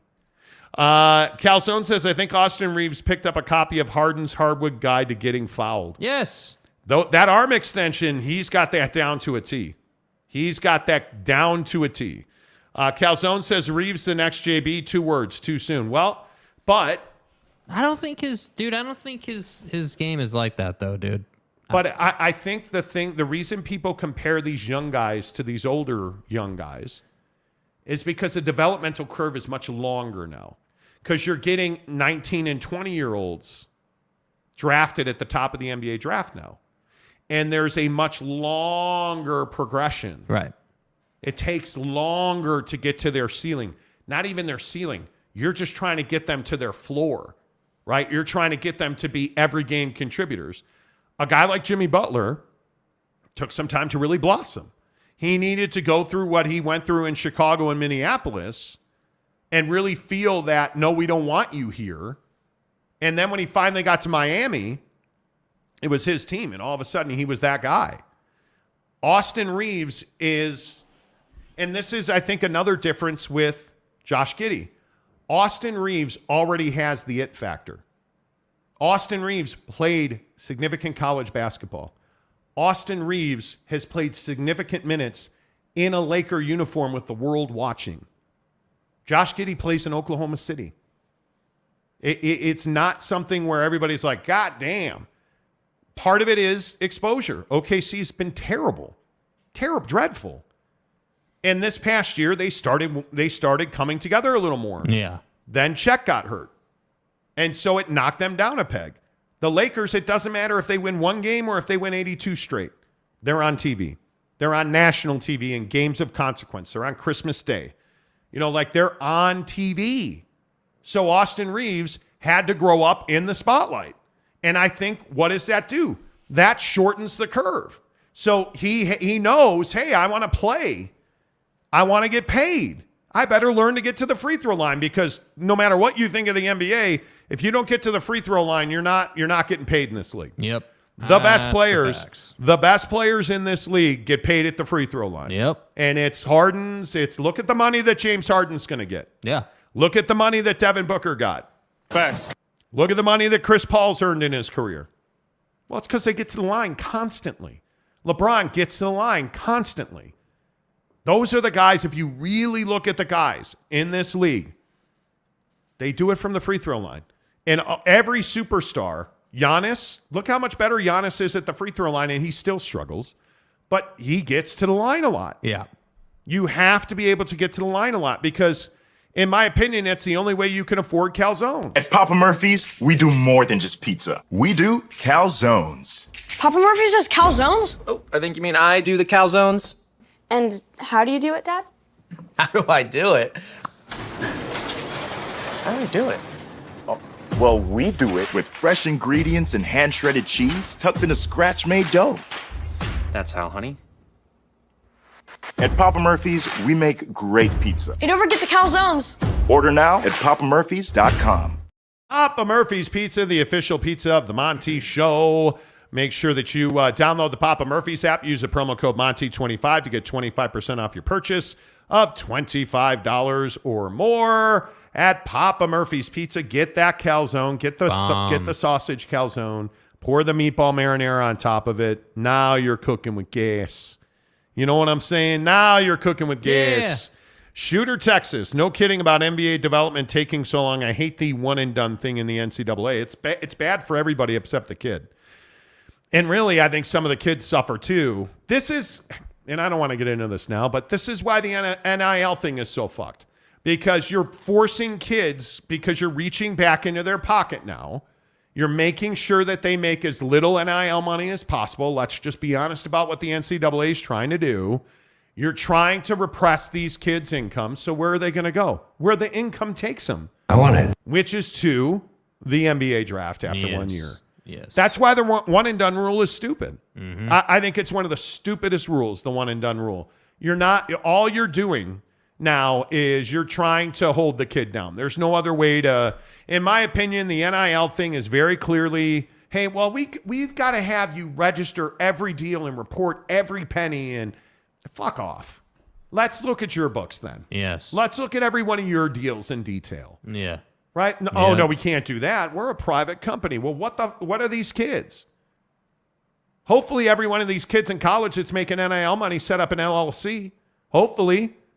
Right? Like The smart ones it's just do. it's so frustrating to me. It's so frustrating to me. And I think that's why the G League and the academy system is really important. Yep. And even though Overtime Elite, I question some of the development there, They've proven they can put guys in the draft. It'll be interesting to see. Yep. It'll be interesting. Ryan Wilkie says Giddey is 5 years younger than Reeves, which is exactly my point. Austin Reeves' curve is very different because he played college basketball. He is more refined. He is more mature. He is as a basketball player, and he plays in LA for the Lakers. It's a different. Yeah.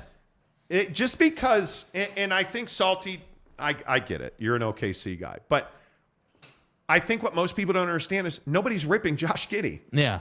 Nobody. We're not really talking about Josh here. We're talking about different We're talking situations. about arguably the hottest free agent in the NBA in Austin Reeves right now. Because of what he did. Every team is lining up. And it's why the Lakers have said, don't even make a bid. We're going to match it. Because the Lakers will be that dude and be like, yep, 47 hours and 59 minutes. Oh, we're going to match it. They're going to hold your money as long as they can. Mm-hmm. Because you shouldn't even make a bid. That's what they're trying to do. They're trying to keep his payday And down. hey, if you're in that position, play the game how you want to play it. I mean, like, again, you're when you're rocking with restricted free agency and you're the Lakers with Austin Reeves, you're in, as Jay Monahan said, a control position. You are the one that dictates the pace. So, Yep. Mike Maples, what's up, Mapes? Good to see you.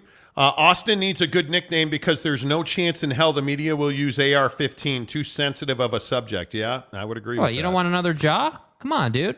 I would agree with that. Forget Satan's giblets in that, Louis. Oh, Capazzo, come on. You're better than this. Papa Murphy's calzones loaded with blue cheese, mushrooms, and pepperoni. Because it's garbage. Nobody likes pepperoni. And nobody likes blue cheese wrapped inside of regular cheese, dude. Nobody. What are you Come talking on now, about? bro. Like, I know you. I know you're a good guy. Like, you're quality, bro. But these blue cheese takes are very mid, dude. They're very mid. It makes me question your ability to get to the free throw line. I mean, come on now. Exactly, Mapes. So I appreciate that. Brandon Butler, what's up, dude? There are more busts now than you had high school kids. Okay, again, family program. It's a family program. I'm so bricked up right now. I'll stop. There are more busts now than when you had high school kids coming into the NBA. The G League is a finishing school. Yeah, I mean, I'm curious. I'm curious what the best route to the NBA is. Is it through Australia? I think it depends who you are, bro. I mean, if you're a big, your path to the NBA is probably straight through college. If you're a point guard or a natural scorer or gifted athlete, you've got options, man. And I think it really depends on, just what route you prefer. I mean, again, because of what LaMelo did, and just being so unconventional with how he went about it with LeVar, I think it really depends who you are. Yeah, I would agree with that. And I think one of the things that I remain fascinated by this idea that the G League is better than college. Because I also think the social component of going to college, I think it matures you so much more quickly when you have to worry about your roommate farting on you. And or leaving his books or his laundry. You don't get that in the G League. You don't get that house party. You don't get that decision making. Your life is so automated in the G League. Yeah. Right? I think it slows kids' development. And somebody like a Scoot Henderson, I think Scoot Henderson is so important for the G League. He needs to be good because the Thompson twins facts need to be good. Like overtime elite, I mean, they're puppies, dude. Some of these academies are puppies. You know, and it worries me that you see guys like Dante Exum. Yeah. Didn't want to go to college. Didn't want to compete. Just wanted to go and build my body and get ready for what happened? Y'all feel me? I want to see guys compete. Yeah. Even if it's just for a year, I want to see guys compete. I want to see Taylor Hendricks dominate the competition. Even at UCF, even at that lower level last season. I want to see those guys compete. Yes. And I think when you see them compete and you see them get after it, and Taylor Hendricks is a really good example. There's tape out there of a block shot highlight reel of him just fucking dominating dudes. Yes. Hunting dudes. Yes. Like laying in wait, hiding to block shots. It's spectacular. You're going to have a tough time. And even if it's with John on the floor next to Walker Kessler, you're going to have a tough time getting to the rack on the Jazz when two of those guys are on the floor, bro. Yes, you are. And I think that's what this team needs. You need the singular ability to create transition opportunities for your wings in this league. Yes. And you do that through block shots and rebounds. Well, and what does having rim protection do? And this was Rudy Gobert's greatest asset for all you Jazz fans out there.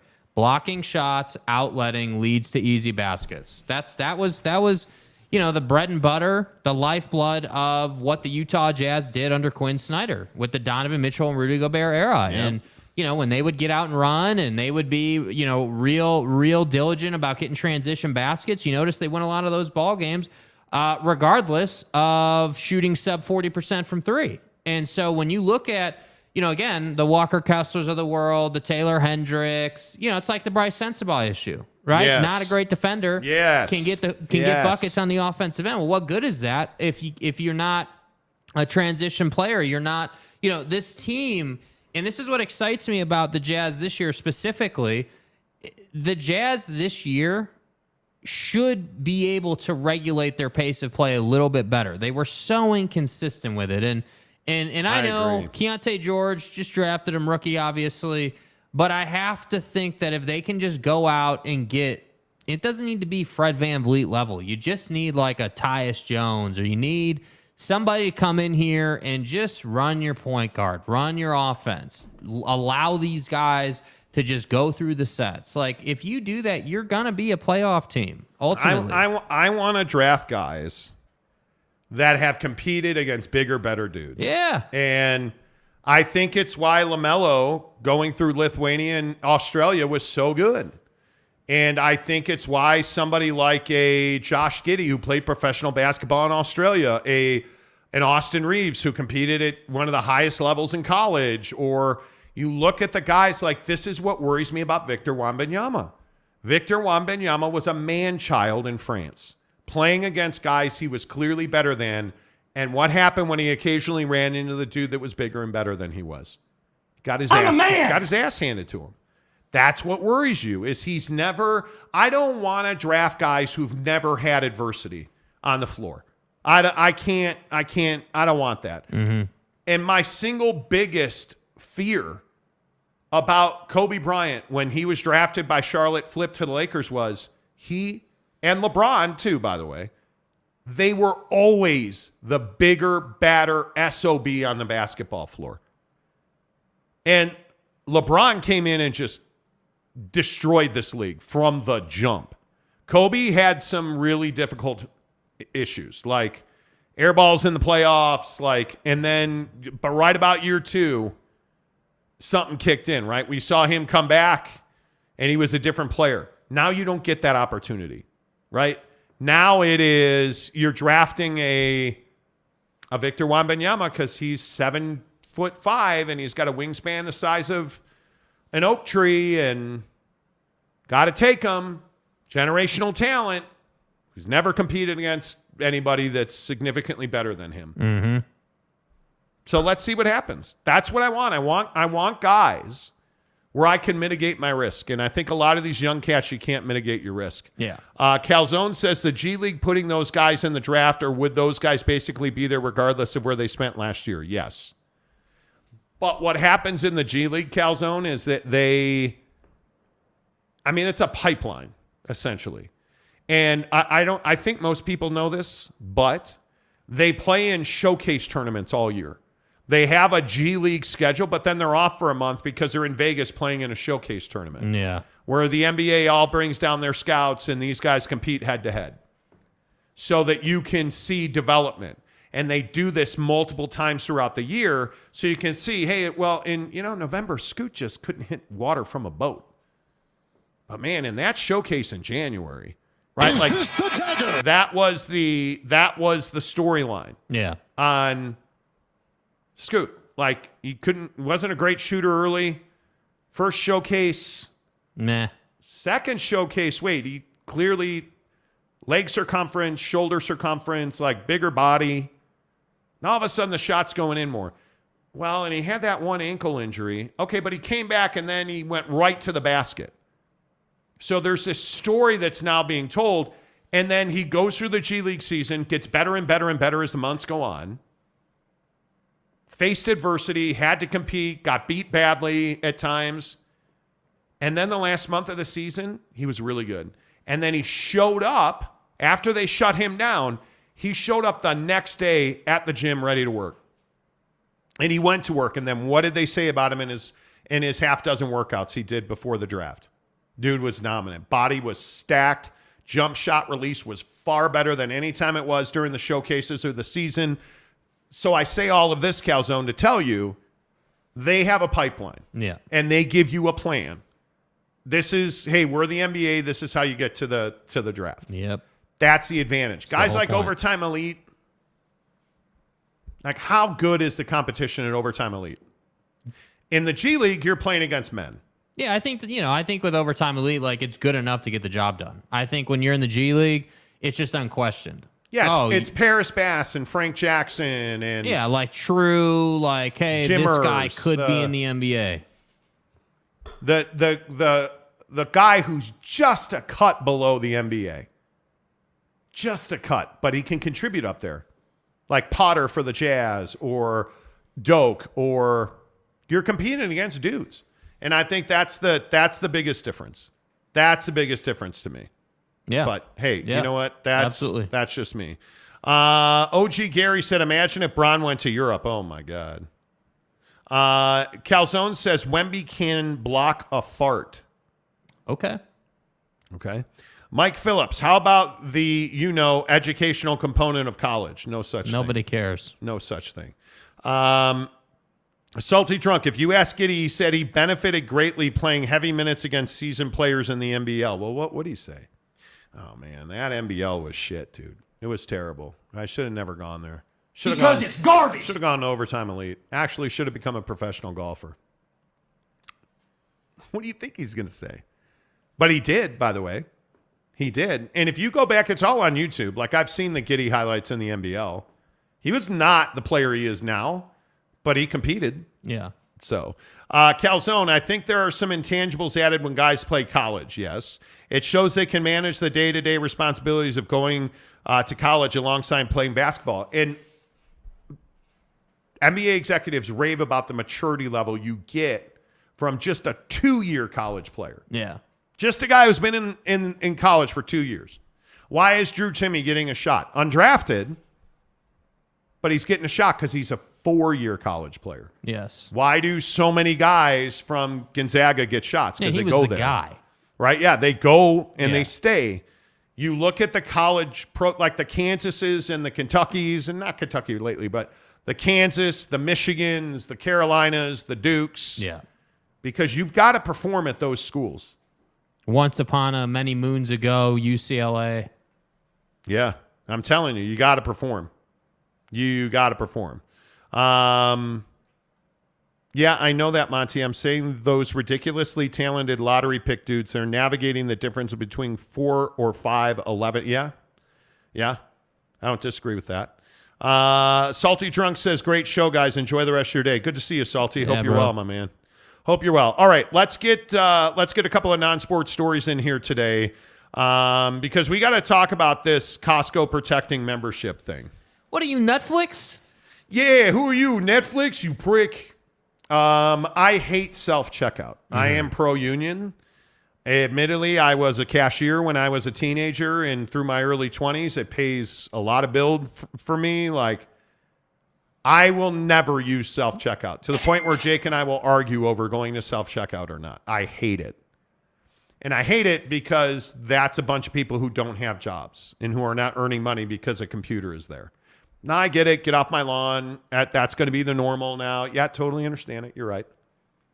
And I'm going to push it off as long as I can. So when Costco has this argument over, well, you know, Jan gave her son Steve her Costco card so he could go fill up with gas. Cow turd. Okay, and the problem with that is what? Because that's how it works nowadays. And like this self-checkout thing, get rid of the self-checkout and then you can start carding people. Yeah, because what are people doing? Well, they're rolling into Costco with someone else's card because, you know, homie or homegirl at the entrance of Costco isn't checking names on the card. So like, oh, hey, yeah, well, yeah, here you go. You just have to show, if you don't have a Costco membership, there is a person, usually a smiling female employee, with a clicker in her hand. And she is going to look at you for a Costco card. And you're going to show her your card, and she's going to click it and click it. Me and my wife do this all the time. Click, click. All right, thanks. They don't look at the name on the card. They just want to see a Costco membership card. So you can fix this one of two ways. When you check out, have somebody check their ID on the card. That's uncomfortable. People will stop going to Costco if you do that. So I think this is all bloviation. Last time I went to Costco was Saturday. I believe it was. Maybe Sunday. Okay. Checking out. How many boxes of condoms did you buy? None. You didn't buy any? And I, take the Costco card out, get it scanned before she rings me up.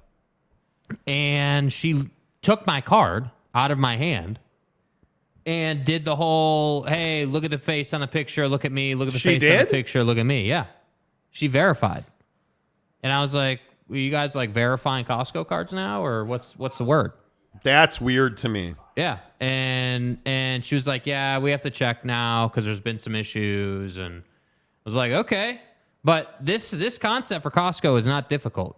You're either going to be the company that philosophically says we're good with sharing because that means more people are going to spend more money inside our building, or you are the company that says philosophically we're not okay with sharing and we're getting rid of self-checkout to prevent sharing. Costco membership policy has not changed, a Costco spokesperson told Fox Business.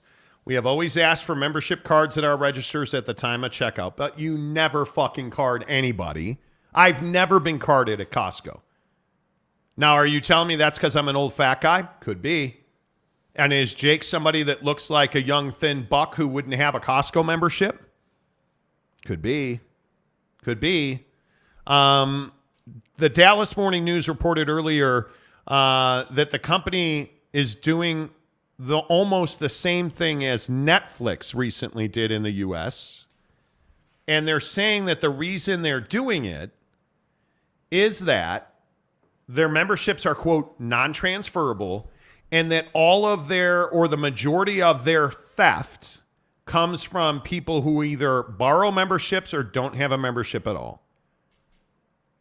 And so they steal from them because I don't know how many people know this, you can go to Costco and you can buy hot dogs without a membership. You go up to the food court. Yeah. But they say that leads to theft. Yeah, because you can sneak. They're cracking down on it. Yeah. And I listen, I get it.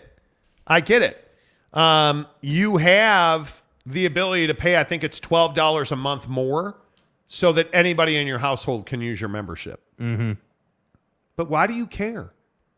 You are a retail store. You are going to lose product. You're going to have theft. But if the majority of people come and go through the same entrance, you need to make sure that you have people who don't let empty-handed shoppers walk out the front door. Or it's 90 degrees out. Why are you wearing that parka, sir? Right? There's ways to handle this. Yeah. And if you want to protect your store, make people scan a membership card to get in. Yeah. I don't know what else to tell you. I am a faithful Costco shopper. I shop at Costco every week. Mrs. Monty and I food prep from Costco. Right. And I'm not going to stop going there. But if this gets weird, it's probably going to change how often I go there.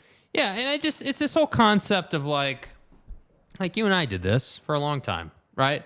Oh yeah, dude, like, hey, we're going on a road trip and we're taking 2 cars. Yeah, dude, we just both go to Costco. It's not like I'm gonna go to Costco and you're gonna go to Chevron, right? For gas, as an example. Or whatever it is. Family shares stuff. That's the essence of a family.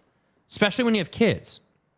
So the idea that Jimmy, the 10-year-old, is going to roll up with his own Costco membership, to me, is ridiculous, and it annoys me. And doesn't that grow your future memberships when you let mom's kid use it? Yeah. It's stupid. Jake looks a tad bucked up.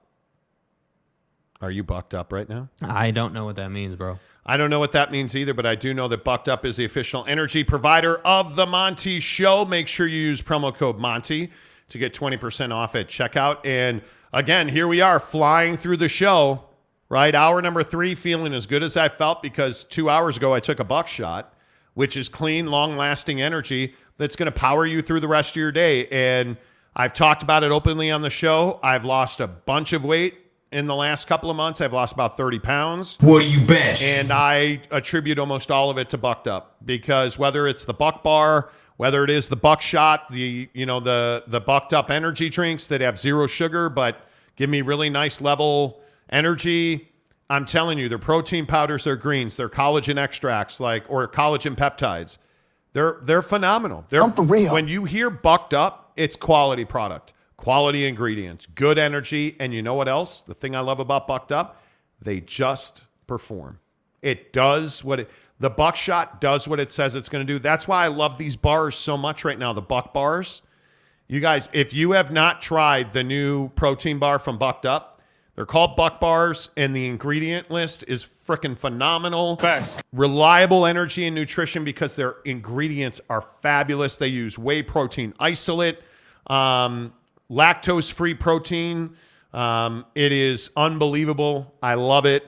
They use sweeteners like dates so that you don't have huge insulin spikes like you get from protein bars that are full of sugar. They're gluten-free. And the other thing that I'll tell you is they actually taste good. I hate protein bars. I am the guy that eats a protein bar, not because I like it, but because, oh, wow. Dude. Oh, no. Ryan Mallett died. Former Arkansas and NFL quarterback Ryan Mallett dead at the age of 35. Oh, that's terrible, dude. That's brutal. Get your free Bucked Up sampler pack of bars in the description below. And if you're a supplement guy, get to buckedup.com. Use the promo code Monty to save 20% off at checkout. Former Arkansas and NFL quarterback Ryan Mallett died Tuesday, according to the school district where he coached high school football. That's rough. Yeah. I mean, the guy was 35 years old. They're not saying what his cause of death was, but wow, that's tough, dude. That's tough. Mallett said, I always knew I was going to coach. It's just natural for me. I understand it. I get how things work. You get to teach kids the right way at a young age, and that's something I really enjoy. Oh, wow. What a bummer. Ryan Mallett passes away at the age of 35. Yeah. Seems like me bitching about Costco memberships is less important.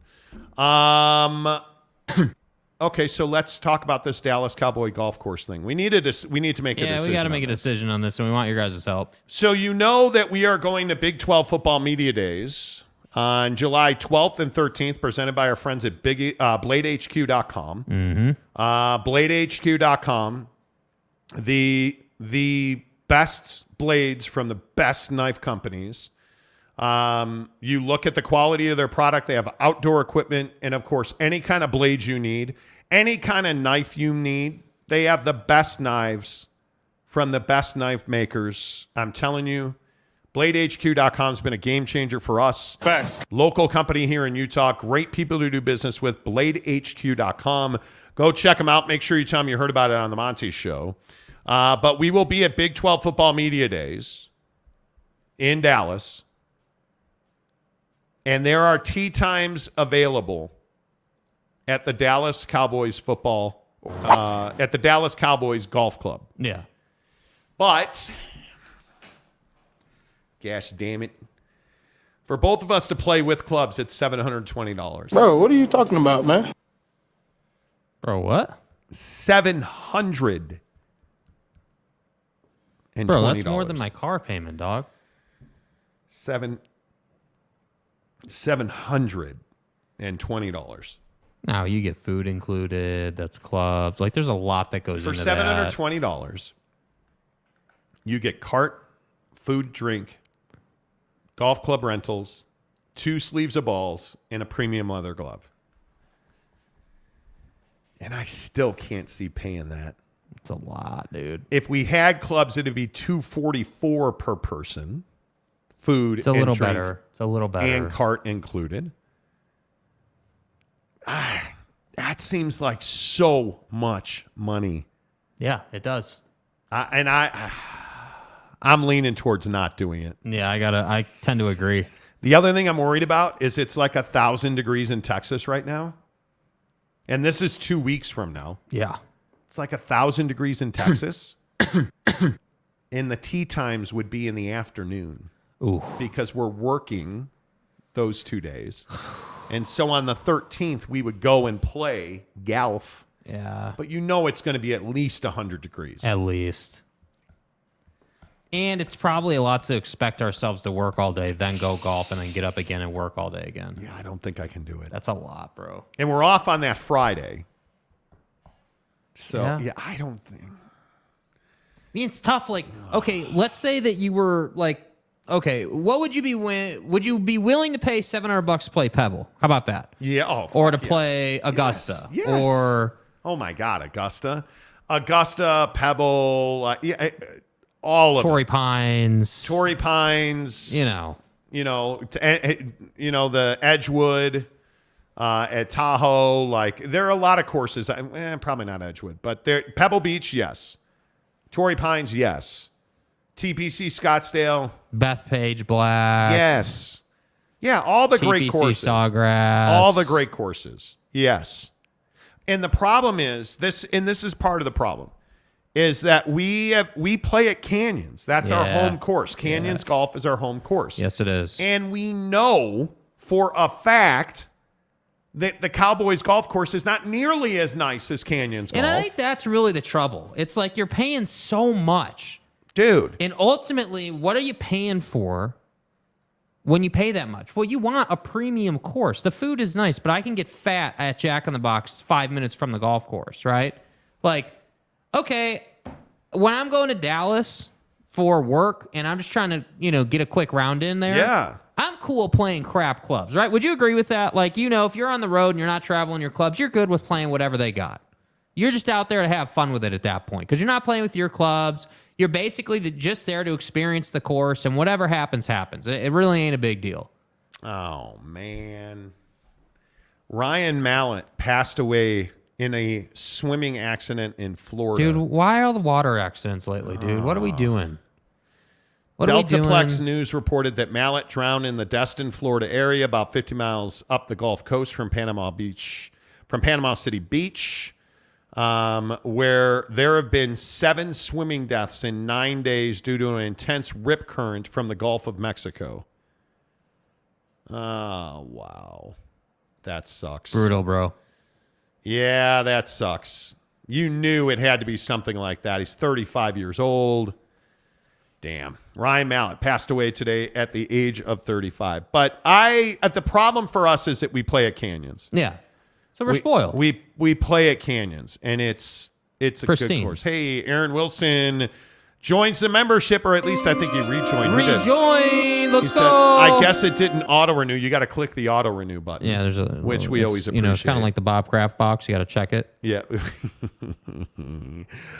That's more than a lot of house payments. I know. That's what I'm saying, dude. I know. That's the problem, man. I can't in good conscience do it. Yes, St. Andrews Mapes. Hell yes. St. Yes, Andrews. the Olympic mark. Yes. Absolutely. Fairways will be brown in Texas, dude. I just don't think I can do it. I don't think I can do it. At least that's me. Like the course in Hawaii. Okay, cool. You know, like cool. Yeah, I'll pay for Hawaii. Yeah. Kapalua. Because in Hawaii, and you guys are going to be all pissed about this, we're not doing shows in Hawaii this year. It's not happening. No, we're on vacation for Thanksgiving in Hawaii this year. We're doing it. Yeah. So there, I'm willing to do it because it's like, hey, vacation. For Big 12 Media Day, vacation all we're there for 3 days. Yeah, I agree. Oh, that's nice of you, Aaron. I went to buy a membership for someone else, and I was not a member. You're the best, Aaron. You always take care of us. I appreciate that. Mark 324, yes to the country club in Brookline. Yes. Hell yes, dude. Hell yes. Is there anything to the Travelers needing to be a more difficult tournament? Absolutely. I mean, it's just not, dude. I'm not watching PGA Tour golf to watch these guys shoot 25 under. No, I agree with that. I'm not watching that because again, like you might as well just come out to my home course or your home course or just come out to some easy course by pro standards. You know, like I want to watch. I want someone to be putting to get to 5 under to win the tournament, you know, or whatever. Like the cut should not be 3 under like it was, or I think it ended up being 4 under actually. Dude, that should not be the cut. 25 under at one point, or 26 under at one point. Keegan Bradley, who won the tournament, was 26 under par. That's too easy. And Rory McIlroy talked about it. I agree. By the way, what do you make of this live golf thing? Because I think, did you guys see the live golf update? That live golf is being investigated by the federal government. Mm-hmm. The merger between live golf and the PGA Tour. And as part of that, they had to file documentation. So, of course, our senators all leaked it to media.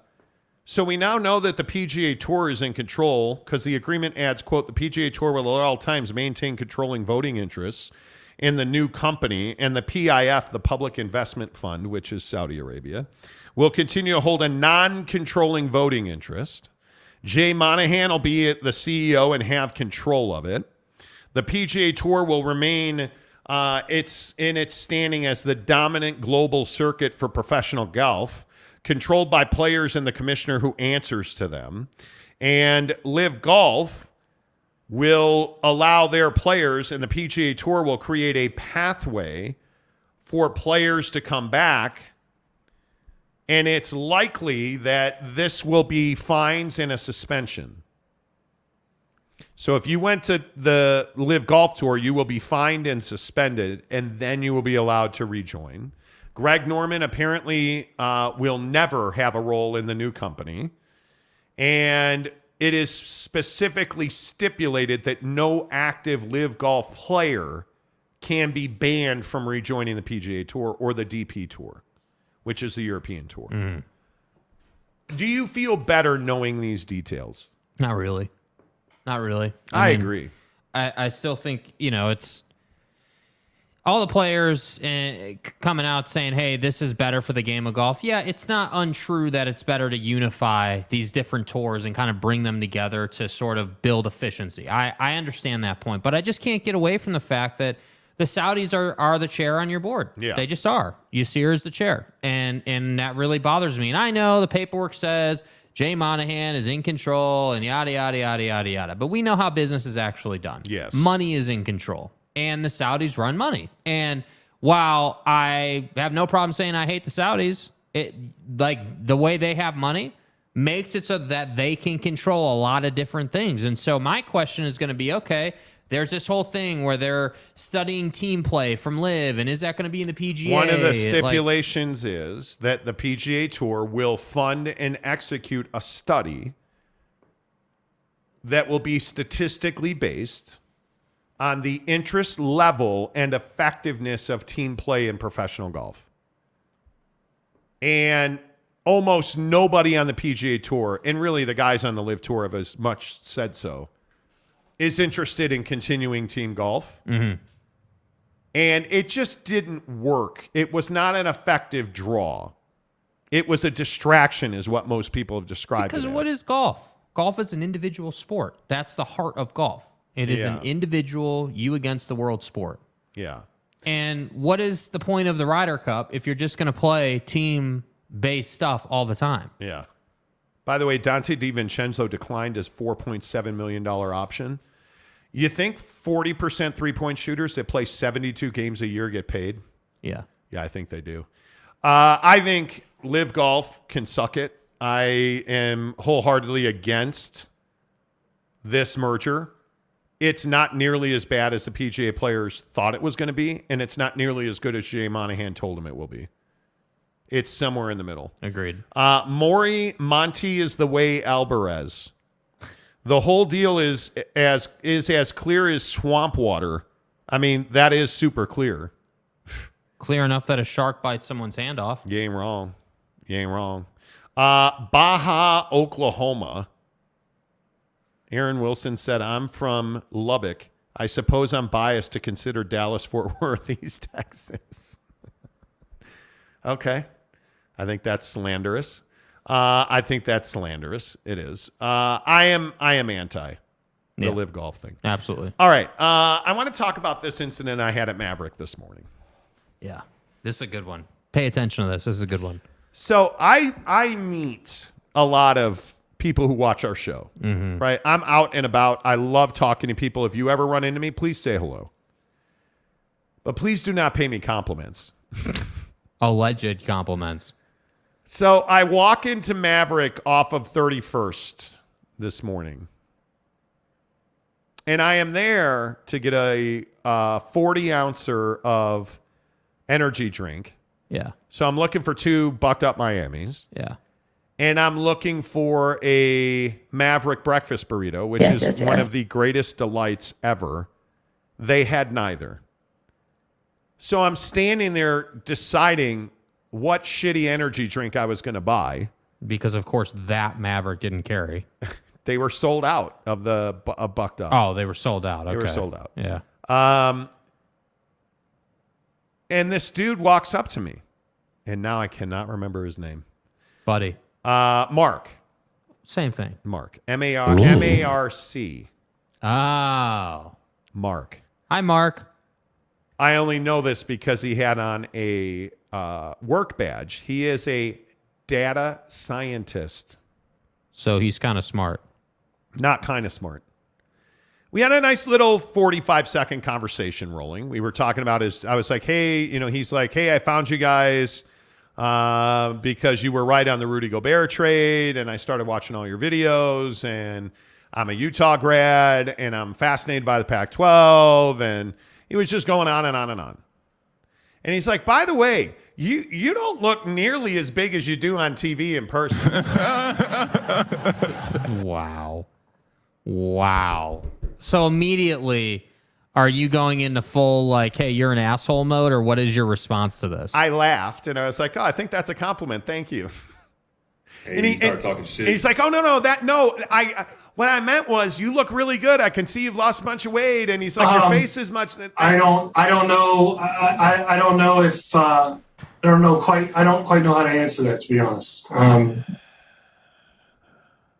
You don't look nearly as big in person as you do on TV. That's the untrained eye. Fuck. So, okay, but how did you really feel? Were you upset about this, or what was your... It didn't make me feel good. Well, of course not, but we're not asking... I know it didn't make you feel good, but the question is, how bad did it make you feel? Because nobody likes to hear something like, hey, dude, you're not as fat in person as you are on the tube. Well, come on, bro. Listen. Come on, the bro. next time somebody calls me fat will not be the first or the last time. But is it worse that dude meant well, but it came off so poorly? Mark meant well. And he felt terrible because it's one of those things where you're like, wow, fat ass, you're not nearly as fat in person, you fat fuck. Right? Like, that's what this was. And that's why I laughed. I felt bad for him. Uh-huh. But when I was walking out, and we walked out together, and he joked about my license plate, and when I walked out... So he knew what your license plate meant? Yes. Okay. Yeah. Okay. Yeah. He knew that I called my car Hank. Like, and how old is this guy ballpark? Like 30s, 40s, 50s? Like, what are we talking about? I'd put him in his 30s. He wants to golf with us. Oh, okay. I'd put him in his 30s. Okay. Yeah. Okay. But he felt really bad. And I felt bad for him. But it doesn't feel good when somebody's like, oh, wow. Look, Chubbs, you don't look nearly as fat in person as you do on TV. You know. And it's cool. I'm not mad at him. I'm not upset. But it doesn't feel great. Right. Yeah, But my whole point in this is, look, I love when you guys, and he said, I've seen you before, I just didn't say hello, which I hear a lot. And I want people to say hello to me. I like talking to you guys. It's great to meet you in person. Just don't give me compliments. Don't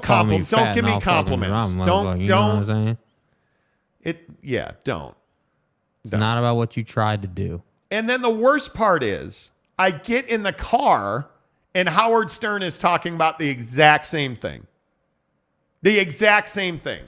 And he hit the nail on the head when he's like, it plays to every insecurity that you have. It does. Absolutely it does. Yeah, it absolutely does. Yeah. It absolutely does. Yeah, it plays to every insecurity. Because you're like, oh, well, how do people view me? Or like, you start going down the rabbit hole. No. It's, I've lost 30 pounds and I still look fat. Right? Like, that's exactly what went through my mind. If we're being totally honest. Here I am. Like, I've worked really hard and it's like, damn. But you just have to keep rolling. Because it just is what it is, man. But it was one of those situations where it was just like, I get it. He wasn't mean-spirited. You know what the real ball breaker is, though? You didn't even get what you were there for. No, I didn't get fat by eating a breakfast burrito. Went in there and got bag slapped. And I wind up coming back to the studio eating my high-fiber Heritage Flakes, which is probably what should have happened. So it was this perfect circle of fat ass not being able to get fat, but being reminded that he's fat, so you should go eat high-fiber cereal, you fat fuck. And, that's what it was. Yeah, I mean, look, I think that, the issue is that, like, for me, I can blend in a little bit, right? Because I'm not, like, I can look like average douchebag walking around the street. I can do that. Man. You don't have that luxury. Yeah. People see you. They know you instant. It's not one of those things like, nobody's ever going to walk up to you and be like, hey, are you Monty? That's not going to happen. When they ask that, they know you're Monty. Yeah. Dude at the gym, like, I'm just a big dude. I am, and I don't even mean, like, I had a small Asian woman, and I can't remember where this was. Wasn't this Walnut Creek? I believe it was. But she was a small Asian woman. And she looked up at me and she's like, wow, you're a giant. Bro. Thank you. Thank you. Thank you, ma'am. Thank you. Appreciate it. Nice to meet you. Did you say that to Bob too, or is that man, standard? Like, so I understand that I am a big guy. Like if I don't, it's why I don't stand up to talk to people who are sitting down. Mm-hmm. And if you ever meet me and we're talking, I will try to sit down because I know that when I'm standing and I talk loud, I talk with authority, and it intimidates people. Mm-hmm. I know that to be fact. How long did it take you to figure that out? It took me a really long time. Early, when you work in radio, in the generation that I worked in radio, you are somewhat of a celebrity. Mm-hmm. It took me until I moved to St. Louis, and I was doing TV, pre- and post-game TV with the St. Louis Cardinals. Right. And people would routinely walk up to me at Mike Shannon's restaurant next to the ballpark. Oh, hey, nice to meet you. Really nice to meet you. And I just remember one time, I'll never forget it. There was a dad and his kid who came up and said, oh, your show's great, and we really enjoy having you here. And And I looked down and I went to shake the kid's hand and he like pulled away. Right. That was a moment that I remember saying to myself, man, that kid is scared of me. Right. You know, like, and I will never forget that. I'm just telling you, it's okay. Like, it doesn't hurt my feelings. I'm a big guy and I realize that. But when you walk up to somebody, you probably don't want to be commenting on people's weight. I'm a man. And as men, we do this shit all the time to women. Like, you know, hey, that shirt looks great on you. You wouldn't say that to your friend. Hey, man. Hey, dude, bro, your hair looks really good today. Look, Ime, take it easy. Right? You wouldn't, but as men, we'll do that to women all the time. Yeah. We won't shake a woman's hand, we'll try and hug them. It's little shit like that we do all the time. Regularly. So would you, like, why would you walk up to me and be like, man, you are not nearly as fat in person as you are on TV? It's just, it's not something I would recommend you say the first time you meet a motherfucker. Like, jackass. You know, like, yeah. And then you finish that up with, well, hey, man, dude, we got to get you down to, because he heard us talking about golfing in Mesquite and the Jeezy. Oh, I thought you were about to roll out, hey, we need to get you down to a certain weight. And I was like, he did not say that. No. He's like, we need to get you down to the Jeezy in Mesquite. You know, like, we take a boys trip every year. It's one of those, like, Mark's a really nice guy. Yeah, we're not talking about this to run Mark through the ringer, dude. No. Mark just happens to be the conduit to the conversation. I mean, this has happened. I mean, you know, doing the show with you for almost a decade now. Like, you know. Yeah, Aaron. Yo Monty is hitting a lot of points I can relate to. 6'3", 225, can't hide anywhere. But do you see that's exactly You what I'm can't saying? Like, hide you don't anywhere. have the luxury being like, yeah, well, today I don't want to run into anybody. I'm not in the mood, so I'm just gonna put a ball cap on and you don't have that luxury. And I like meeting people. I like Mrs. Monty and I were at Costco. I think I told this story on the show. One of the Costco guys came up to me and was like, hey, Monty, I listen to your show all the time. Appreciate you. Like, I like meeting people. Yeah. I like when you come up and say hello. Just don't comment on my weight. Like, why the fuck would you do that? Yeah. Like, wow, man, dude. I often wonder if people, I think what happens to people, and I could be wrong, but I'd love to know if anyone in the comment sections met Monty before us or whatever. I think when someone sees a celebrity, right, or someone that they listen to but don't know or whatever, right, someone like us, they get kind of awestruck at first, and then they're like, oh, shit, like, I actually have to, like, say something to you, right? Because there's a lot of weirdness that happens when people are like, you get that look like, oh, hey, is that actually dude? Yeah, you get a lot of that. And so it's like, okay, well, the first thing the first thing we do as humans is try to find anything that we can do to relate or like to just break ice or start a conversation. And so Mark, like many before him, the first thing they want to do is comment on someone's weight because they're trying to pay you a compliment to break the ice to be nice. And of course, this fucking guy is ripped, by the way. Like, is he really? Oh, yeah. Yeah, and what was he wearing on his feet? Hokas. He's wearing Hokas. And we talked about his Hokas. Anyway. But do you see what I mean? How, like, people are trying to break the ice and be nice, but through that being nice, they're actually... Yeah, you say things you shouldn't say. That's all. But I love when I can always tell there's a lot of people. I'm acutely aware of what's around me because I'm always worried that there's going to be like a mass shooting or another COVID outbreak. But you can always tell when people are... coronavirus. Most people will look at you. Like at the gym, they'll look at you across the gym. Like, he doesn't know. Like, that happens all the time. It's all the time. Todd James says, I think I'm 170 soaking wet. Lost 20 to 30 pounds over the last couple of years. Way to go, kid. Good for you, dude. Way to go. Aaron said, last 5 to 10 pounds is insanely tough. I've already lost 50 plus, dude. And I don't have a number, but yeah, dude, that last 5 to 10 is always. Mm-hmm. If I had my way, I would love to lose 30, 40 more pounds. And then whatever comes off after that is gravy.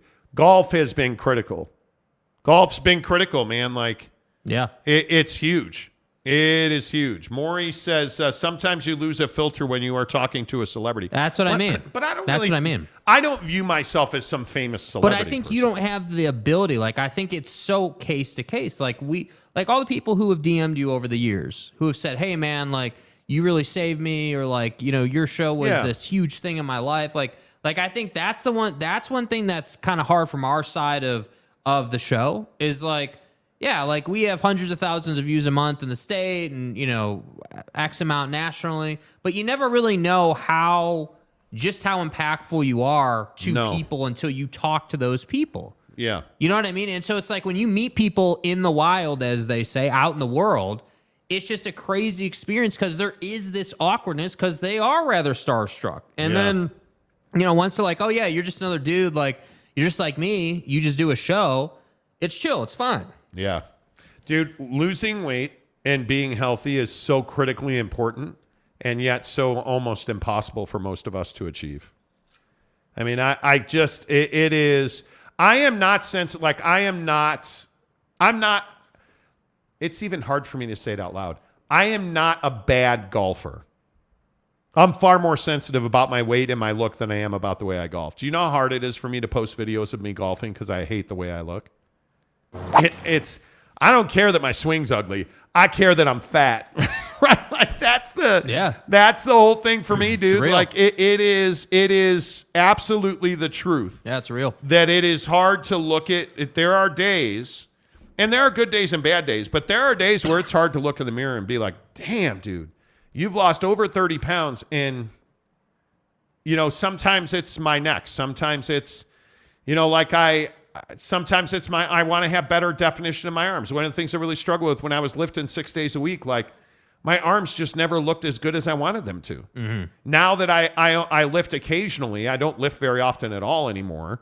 That's a wintertime thing for me. But now that I don't lift as much and I'm losing fat, I see all the muscle in my arm now. And I'm like, damn, dude, you should have kept lifting. Right? It's never good enough. Yeah. It's never good enough, and it's terrible for your mental health. It's terrible for your mental health. You know, like it is, it's brutal. You know, like it's just, Tom says, I don't think I've ever walked 18 holes. Oh, I've walked a ton of 18 holes. It's just, I don't like at canyons, you cannot walk the course of canyons. But it takes too long. Yeah. Like for me, it's not a fitness thing. Like, well, look at this Blues versus Blacks thing with the tees. Yes. So we played the Blues exclusively so this Darren past weekend. Darren Ingram up at Canyons Golf, and most of you who watch this show know this. Canyons Golf is our golf course. It's where we play. The people there, the staff there. I was telling Darren they have this girl that it works with customers when you show up. She'll take your bags, friendly, smiles, really nice all the time. Excellent at her job. Like you get that all the time there. Like it's our house. It's where we play, right? Well, Darren was like, you guys need to stop this playing from the Blacks thing, which is the longest tee box. Mm-hmm. He's like, you need to play from the Blues.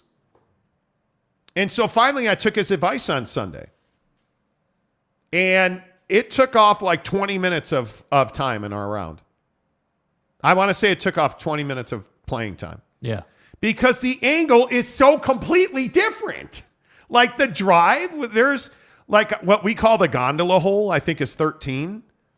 The 13th hole has a gondola that runs down the right side of it. That's the hardest hole on the course for me. Mm-hmm. It's long. It's a 500-yard par 5. It's long. You have to be precise off the tee box from the Blacks. Yeah. We rolled up to the Blues, and it was like, well, goddamn. Yeah. Get to the green in 2. You're on the green in 2. I hit my drive on Sunday was not good. Saturday, I was on the green in 2. On in 3, actually. Sunday, my drive was not good. I hit a beautiful 3-iron, or 3-wood. I lost it right.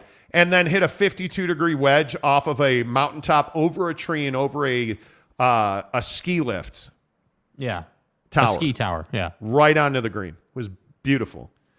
And of course, missed the birdie putt because it's a par 5, and I should have had a 4 there, but I can't putt to save my balls. But anyway, the point is, it's so much easier to play that course from the Blues.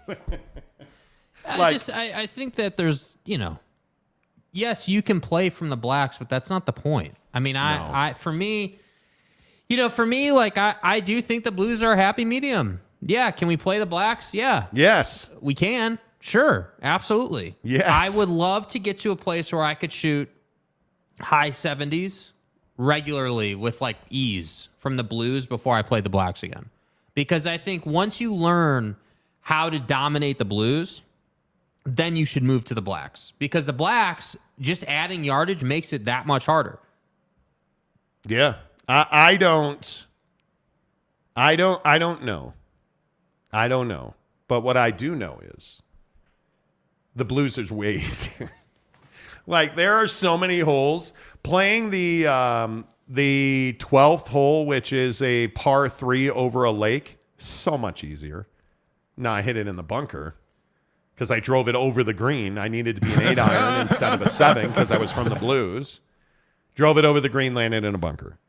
But it's a completely different way to play golf. It's wild. Yeah. It's wild. And it is... It's a different experience.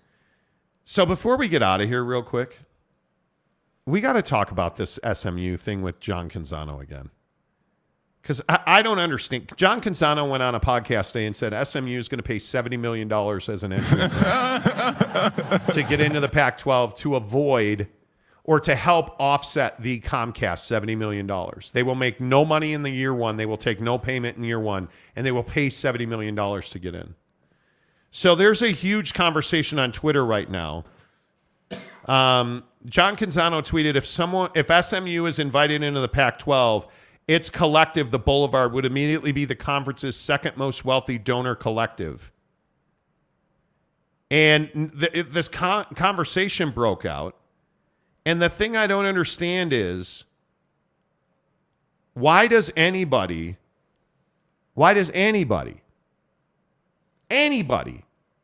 think that SMU is going to pay $70 million to join the Pac-12? That's crazy. I'm telling you, it's what I told you yesterday. They know the Pac-12, their membership knows the number already. They know what the TV deal is. Our sources have told us they are haggling behind the scenes, trying to get all 10 people to sign on. Canzano also said today that it was going to be much more than the Big 12's deal. Okay. Cool. Yeah. But it drives me crazy that now we're in an SMU propaganda fucking machine. SMU's not paying $70 million. No. And then taking nothing. That would be no TV media rights payments for 2 calendar years. They're not doing that. Yeah. Nobody can sustain that. Nope. Nobody can sustain that. I don't care how big your collective is. Dude, you're not doing that. I cannot wait for this to be over. I cannot wait for this to be over. I am telling you now, I don't even know how much more clearly I can say it. I believe that SMU will get an invitation once they have a grant of rights in place and which means a media deal's done. The grant of rights is signed by anybody who's going to sign it. They will add San Diego State. My guess is it'll be SMU, because most of the presidents in this league who don't want to leave the league, by the way, also don't want to go past Texas in expansion. That's an arbitrary line for them. Yeah. So I just don't see how Yeah. you really think they're going to pay $70 million and take no money for 2 years. That's crazy. Yeah. Gregory Cohn says, shame, Monty, you're a better reporter than this. Well, one, I'm not a reporter. Yeah, we're not reporters, dude. You know. And I'm not sure what you're saying shame about. Yeah. Jimmy says, I play from the Blues on the second shot. Well, there you go. There you go. Right? I don't know. It'll be interesting to see. It just makes me crazy that I don't know where, and I respect John's career.